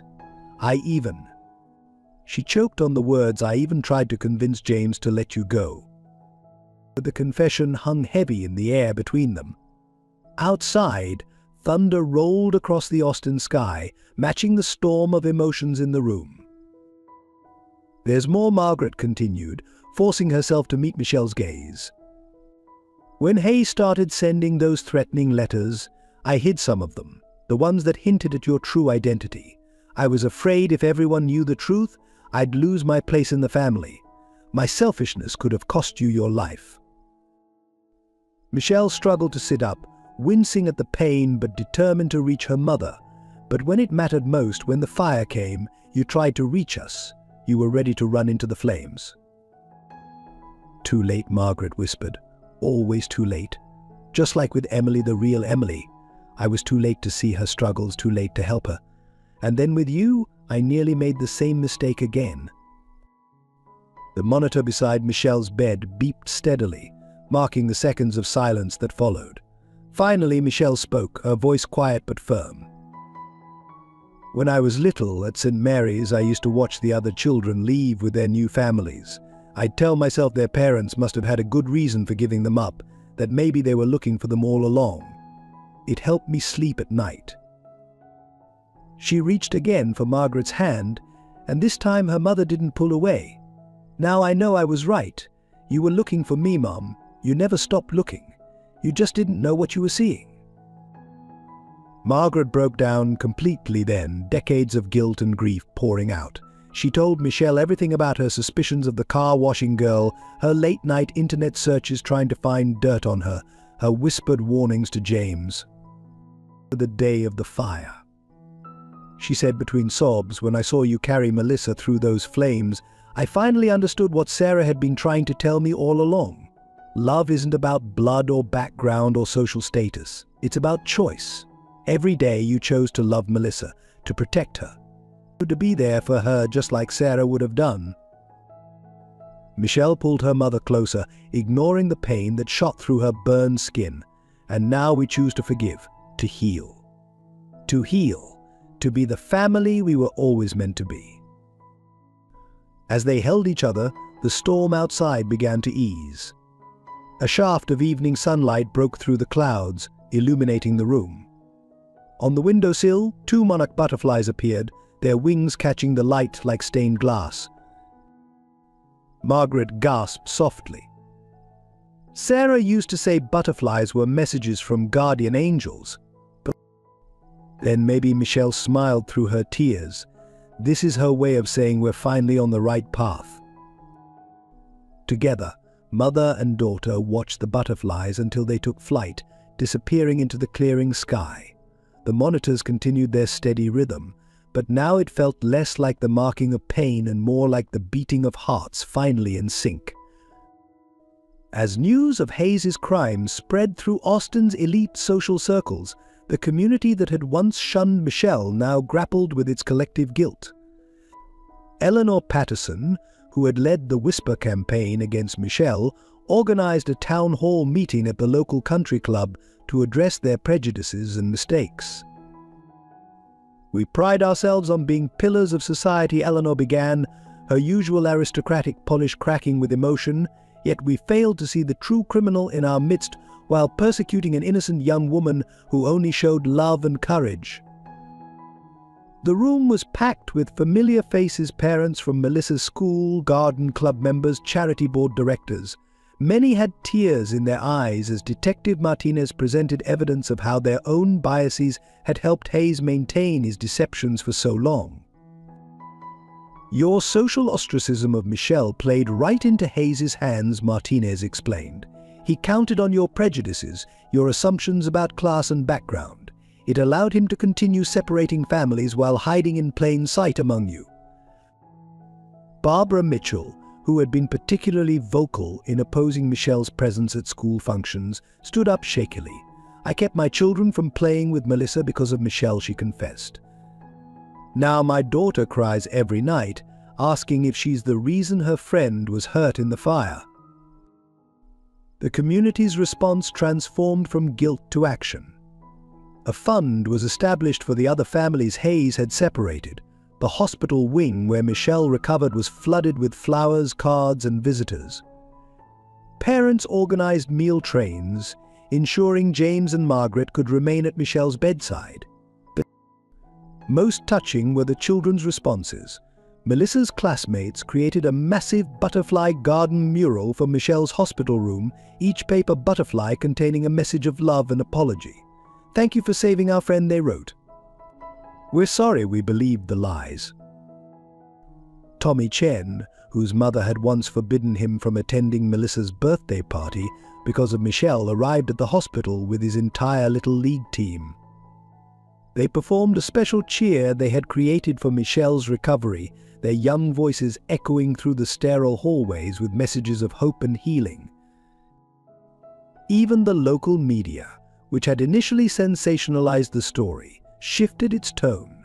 The Austin Chronicle ran a powerful series titled Prejudice and Redemption: The Michelle Carter Story, examining how social bias had enabled Hayes' crimes while celebrating Michelle's extraordinary courage and forgiveness. During one particularly meaningful afternoon, the Garden Club arrived en masse at the hospital. Led by Eleanor, they presented Michelle with architectural plans for a new butterfly sanctuary to be built in the renovated Wilson Garden. "We want to honor both you and Sarah," Eleanor explained, her voice trembling. "Two sisters who taught us the true meaning of love and sacrifice." The sanctuary would feature educational plaques about Hayes' crimes and the families he had separated, ensuring their stories would never be forgotten. A special section would be dedicated to Sarah's work with orphaned children, featuring her favorite quote, "Every butterfly was once a caterpillar. Change is always possible." Local businesses joined the effort. The community college where Michelle had been taking night classes offered her a full scholarship to complete her psychology degree. The Children's Hospital where Sarah had worked created a fellowship in her name, dedicated to helping reunite separated families. But perhaps the most profound change was in the daily interactions. People who had once crossed the street to avoid Michelle now stopped to offer heartfelt apologies. Parents who had whispered behind their hands at school pickup now openly embraced Melissa and asked about Michelle's recovery.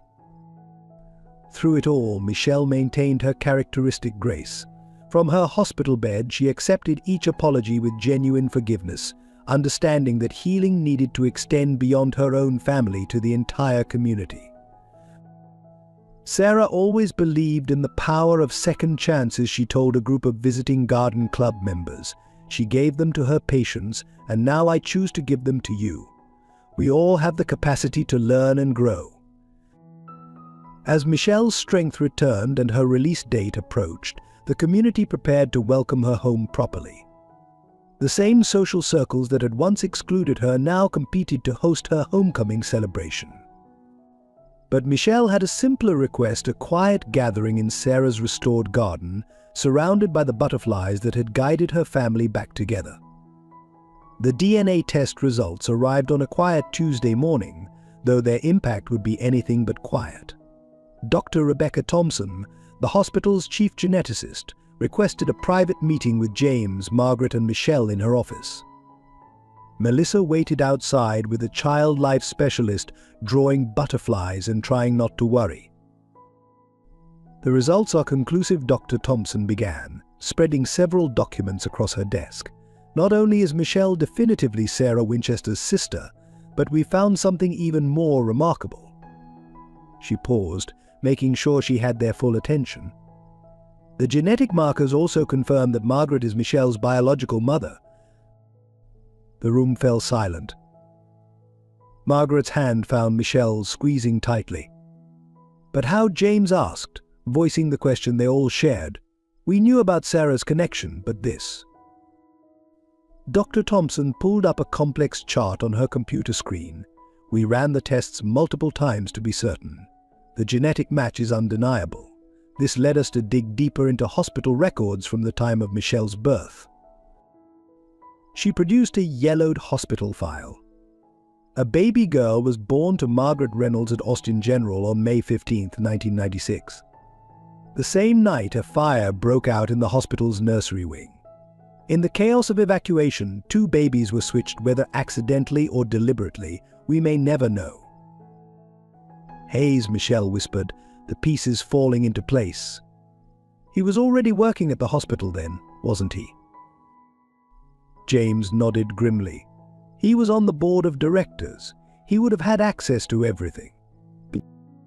Dr. Thompson continued, "The baby identified as Emily Reynolds was given to the Winchesters, who had lost their child in the nursery fire. That baby grew up as Sarah Winchester. Meanwhile, the real Emily Reynolds, Michelle, was placed in St. Mary's Orphanage."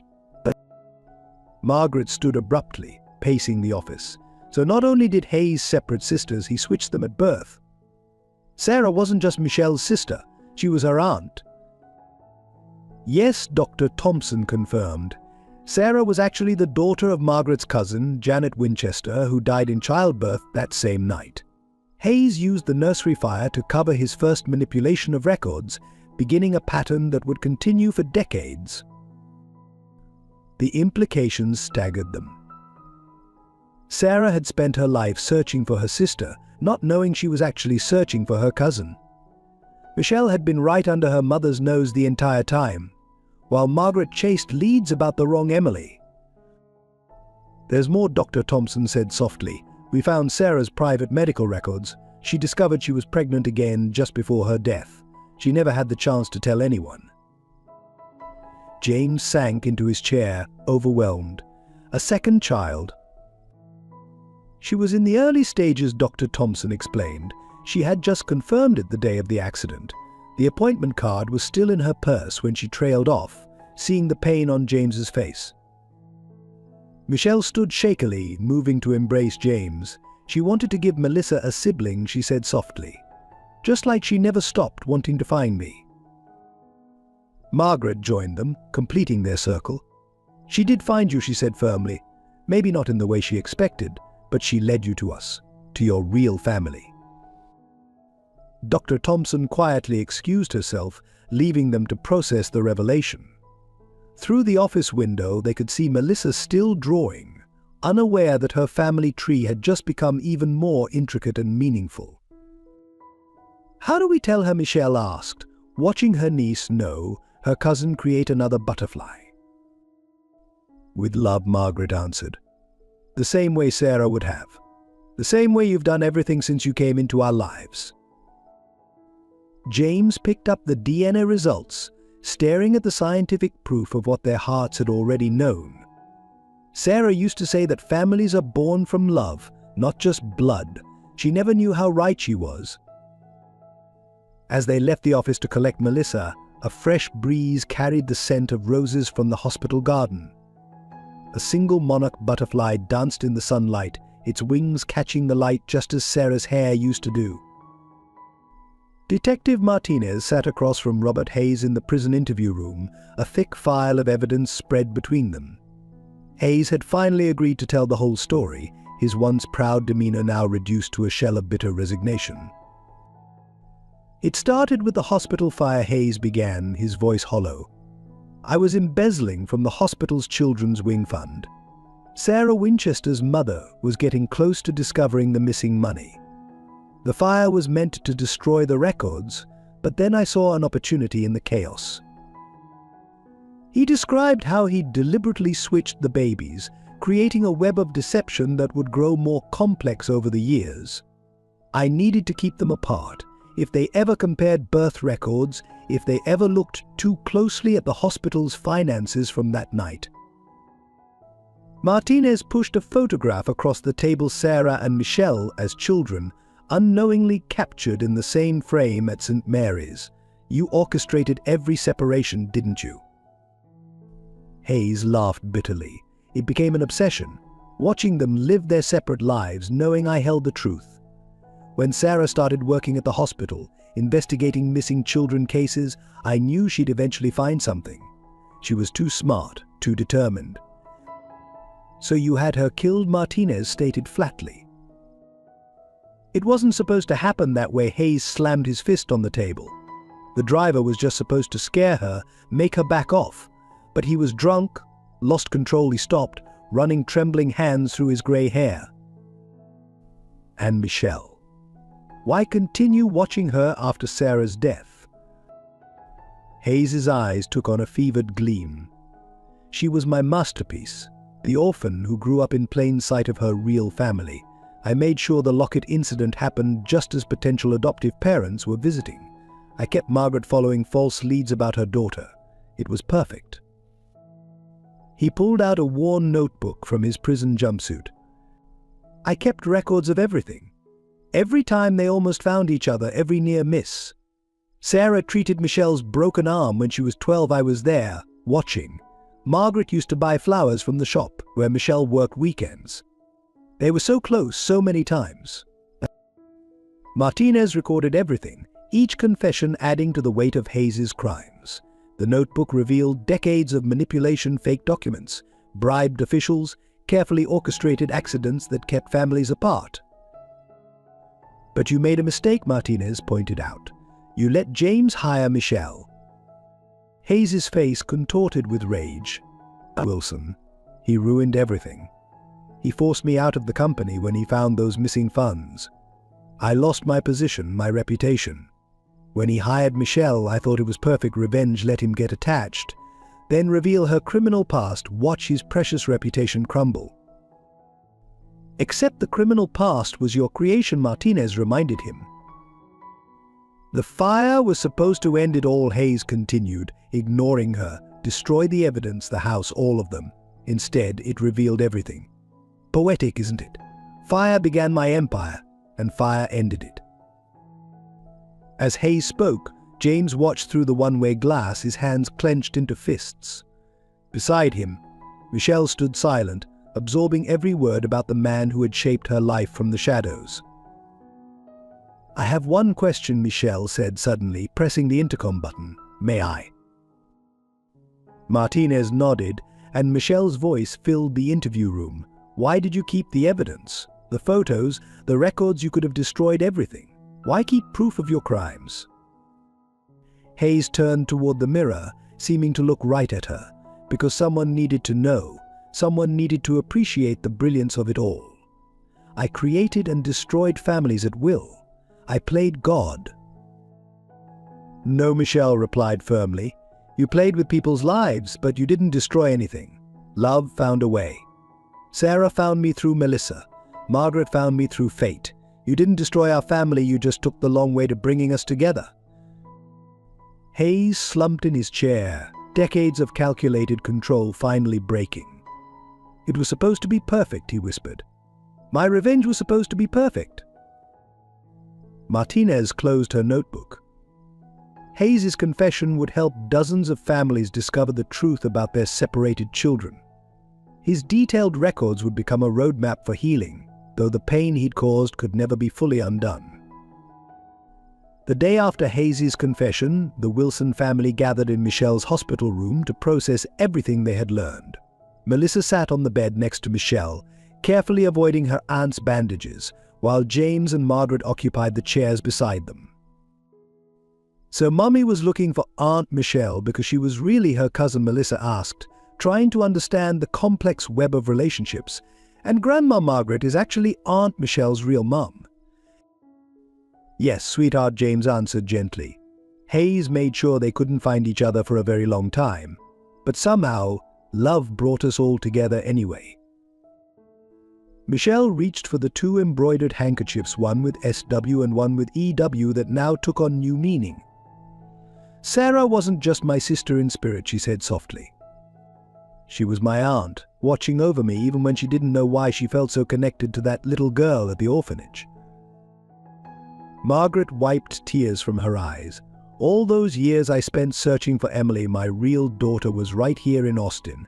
Every time I drove past St. Mary's, every time I shopped where you worked, we were so close. Hayes kept detailed records of those near misses, James added, his voice tight with anger. He called them his masterpiece, all the times you almost found each other, the hospital visits, the chance encounters. But he didn't win, Melissa declared with childlike certainty. The butterflies brought us together, just like Mummy always said they would. Michelle smiled at her young cousin, marveling at how their relationship had only grown stronger with the revelation of their true connection. Your mom was right about so many things, Melissa. She used to tell her patients that families are built by love, not just blood. Now we know we have both. James pulled out an old photograph from his wallet. Sarah at the hospital, unknowingly treating a young Michelle for a broken arm. She felt it, you know. She wrote in her journal that day about a strange connection to a young patient, how the girl's eyes reminded her of someone. Her own Aunt Margaret finished. My cousin Janet's eyes. The same eyes I see now in Michelle. She moved to sit on the bed's edge, taking her daughter's hand. Hayes thought he was destroying families, but he actually gave us more family than we ever knew we had. The implications of Hayes's confession continued to ripple through their lives. Other families separated by his schemes were being reunited, each discovery bringing new waves of joy and healing to the community. What happens now? Melissa asked, voicing the question they all held. James looked around at his expanded family, his late wife's cousin who had become his daughter's protector, his former housekeeper who was now family in truth as well as spirit, and his precious daughter who had helped bring them all together. Now we heal, he said firmly. We build something new from all these broken pieces. Something Hayes never counted on a family stronger because of what we've overcome together. Michelle reached for her mother's hand, then James's, forming a circle with Melissa in the middle. Sarah used to say that butterflies emerge stronger after struggling out of their cocoons. Maybe that's what happened to us. All the struggle, all the pain. It made this moment possible. Margaret squeezed her daughter's hand. Sarah would have loved this, seeing her family not just reunited but expanded, knowing that her work with orphaned children somehow led us all back together. As they sat together, a warm breeze drifted through the hospital window, carrying the scent of the butterfly garden below. Two monarchs danced past the window, their wings catching the sunlight in a familiar way. Melissa gasped in delight. "Look, Mummy sent us a sign. She knows we're all together now." The adults smiled through their tears, each feeling Sarah's presence in that moment. She had started this journey, searching for her lost sister, never knowing she was actually searching for her cousin. But in the end, love had found its way home, creating a family bond stronger than any DNA test could measure. 6 months after the fire, the Wilson family stood in front of their rebuilt home. The mansion had been restored with subtle changes: a larger butterfly garden, a special memorial wing dedicated to Sarah, and most importantly, proper rooms for both Michelle and Margaret, acknowledging their permanent place in the family. "It's beautiful," Michelle whispered, her healed burns hidden beneath a long-sleeved blouse. The scars remained, but like everything else about their journey, they had become symbols of survival rather than suffering. The new butterfly sanctuary occupied what had once been Sarah's private garden. Now expanded, it featured educational plaques telling their family's story, becoming a place of healing for other separated families. Dozens of monarchs danced among the flowers, their wings catching the autumn sunlight. "Mummy would love it," Melissa declared, holding both Michelle's and Margaret's hands. The 7-year-old had grown wise beyond her years, understanding now that family could be both lost and found, broken and rebuilt. James unlocked the front door, then stepped back. "Michelle, Margaret, you should be the first to enter. This is your home now." Officially and legally, he handed them each a key, their names engraved in silver. Inside, the house felt different, warmer, more alive. Photos lined the walls, telling their complete story: Sarah as a child with her adoptive parents, Michelle at St. Mary's, Margaret with baby Emily, and newer images of their reunited family. Even Hayes's crimes had become part of their healing, displayed in a small museum section dedicated to preventing similar separations. Margaret paused before a particular photograph: Sarah treating young Michelle at the hospital. "She knew," she said softly. "Somewhere in her heart, Sarah knew you were family. That's why she never stopped searching." Michelle touched the bandage still covering her worst burn. "And now we honor her search by helping others. The Sarah Winchester Family Reunification Center has already helped 5 families find each other." The center, funded by James and supported by the community, had become their way of turning tragedy into triumph. They used Hayes's detailed records to trace other separated families, offering DNA testing, counseling and support through the reunion process. Melissa ran ahead to her room, calling them to follow. She had insisted on redecorating to include symbols of their expanded family photographs, mementos, and most importantly, a hand-painted family tree spreading across one wall, its branches filled with butterflies. "Look," she pointed proudly. "I added everyone. Mummy is here with angel wings, and Michelle and Grandma Margaret have special butterflies because they found their way home." James wrapped an arm around Michelle's shoulders, careful of her healing burns. "Sarah would be so proud of how you've helped Melissa understand all this. You've given her back the family she lost, and then some." Michelle leaned into his embrace, no longer the uncertain young woman who had first entered their lives. "We all helped each other heal. That's what family does." Margaret joined them, completing their circle. "Hayes thought he was writing a tragedy," she said, "but he actually wrote the first chapter of something beautiful. He brought us together in ways he never imagined." Through the window, they could see the butterfly sanctuary coming alive, with visitors, other families beginning their own journey of healing and reunion. The Sarah Winchester Foundation had become a beacon of hope, turning their personal pain into universal healing. "Ready to start this new chapter?" James asked, looking at his expanded family. Michelle smiled, taking Melissa's hand. "We already have.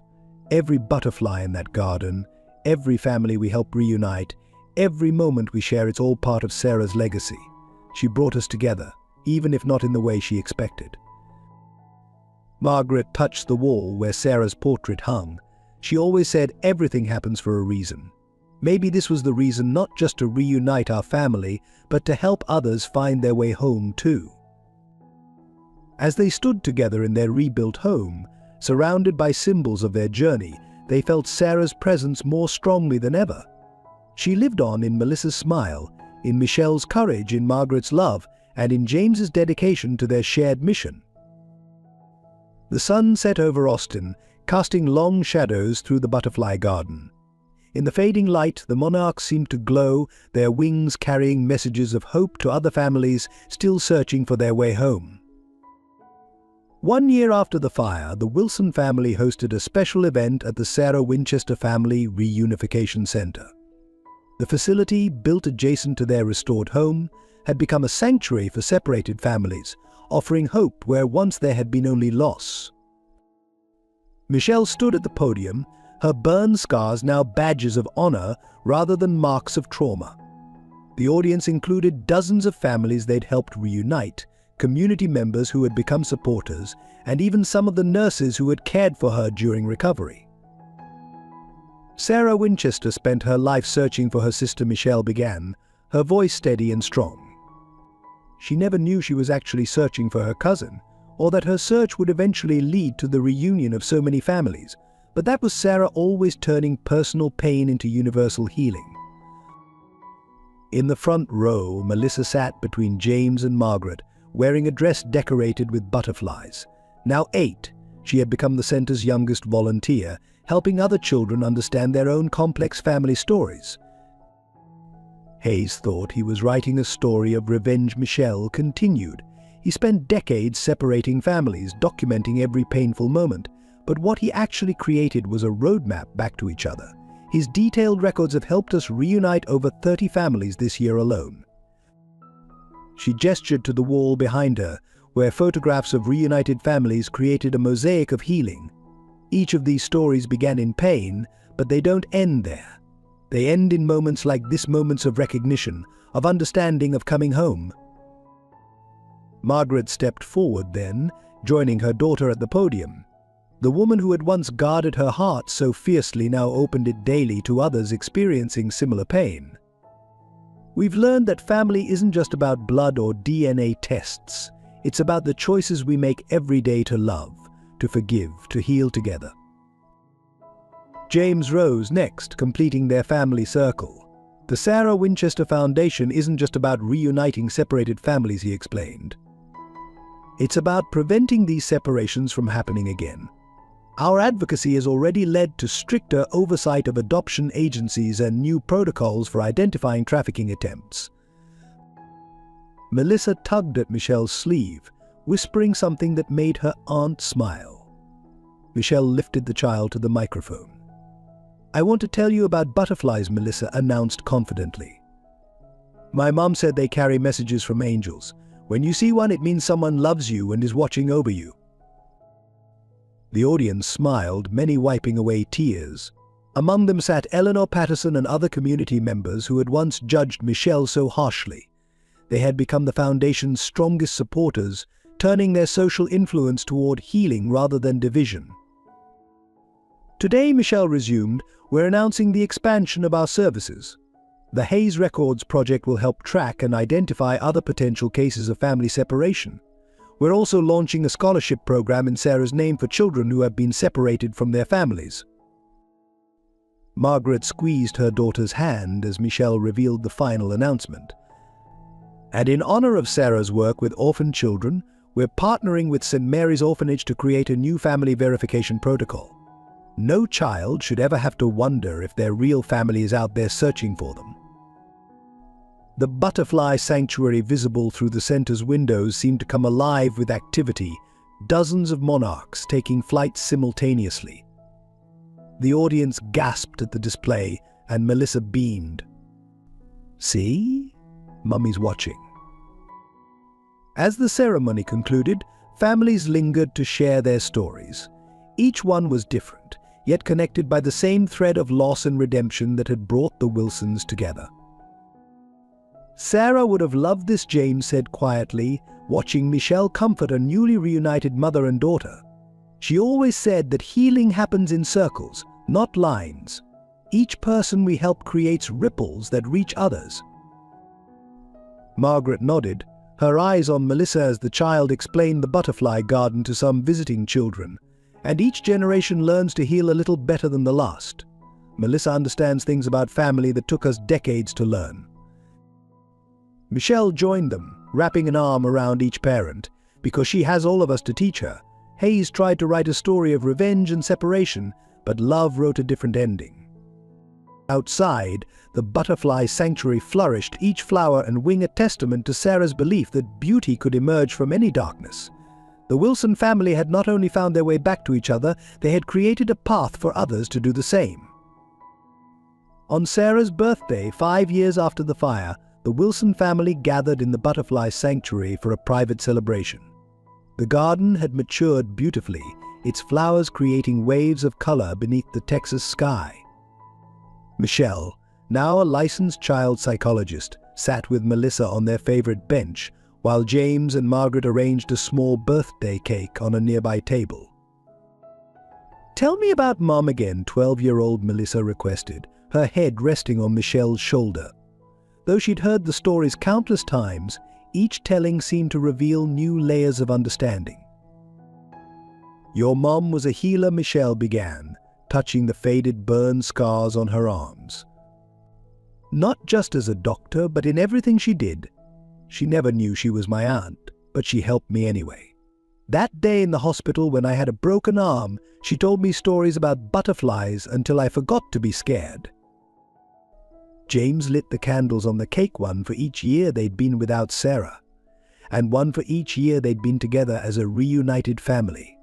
"She would be so proud of what we've built here," he said, watching another group of families tour the sanctuary. The Sarah Winchester Foundation had grown beyond their wildest dreams. Their work had led to national legislation on adoption transparency, and their methods for family reunification had become a model studied worldwide. Hayes's detailed records, ironically, had become the key to healing hundreds of separated families. Margaret adjusted the fresh flowers by Sarah's memorial plaque. "Sometimes I think she knew, somehow, the way she kept searching, the way she built this garden. She was preparing the way for all of this." Michelle nodded, remembering the DNA test that had revealed their true relationship. She was looking for her sister but found so much more. She created a legacy of healing that's bigger than any of us. Melissa stood suddenly, pointing to a particular monarch butterfly that had landed on Sarah's plaque. Its wings were uniquely marked with patterns they'd come to recognize over the years. "Look, Hope is back." They'd named this special butterfly Hope after first spotting it the day Michelle came home from the hospital. It appeared during significant moments, as if Sarah was indeed sending messages through her beloved butterflies. The foundation approved 10 new cases today, James announced, his eyes twinning with pride. 10 more families will find their way back to each other. Michelle touched her aunt's name on the plaque. "Every reunion is part of your legacy, Sarah. Every family we help find each other. Every child who discovers their truth, it all started with your search for me." Margaret wrapped her arms around her daughter, no longer the suspicious housekeeper, but a fierce advocate for separated families. "And now we're the ones helping others search. Full circle, just as Sarah would have wanted." As they sang happy birthday and cut the cake, Hope remained perched on Sarah's plaque, wings gently opening and closing. The garden filled with the golden light of sunset, creating halos around the flowering bushes Sarah had planted so long ago. "I had a dream about Mom last night," Melissa shared, accepting a piece of cake. "She was in this garden, but it was huge, like it went on forever. She was showing other people the way home, just like we do." James smiled, recognizing the wisdom in his daughter's words. "That's exactly what we're doing, sweetheart. Using Sarah's love as a compass to help others find their way home." Michelle looked around at her family, her cousin, who had become like a daughter, her aunt's husband, who had given her a chance when others wouldn't, her mother, who had searched so long to find her.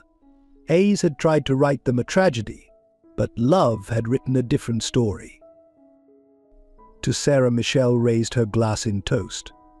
Who taught us that family isn't just about DNA or destiny, it's about the choice to love, to forgive, to heal together? To Sarah they echoed, as hope took flight, circling once above them before soaring into the evening sky. The garden continued to bloom, each flower a testament to Sarah's belief that beauty could grow from any darkness. The Wilson family had not only found their way back to each other, they had created a path for others to do the same, turning one woman's search for her sister into a legacy of healing that would touch generations to come. If this story of family, redemption, and unconditional love has touched your heart, we'd love to hear your thoughts in the comments below. Has your family experienced a journey of healing and reunion? Share your story with our community. Please support our storytelling team by subscribing to the channel, giving this video a thumbs up, and sharing it with loved ones who might need to hear this message of hope.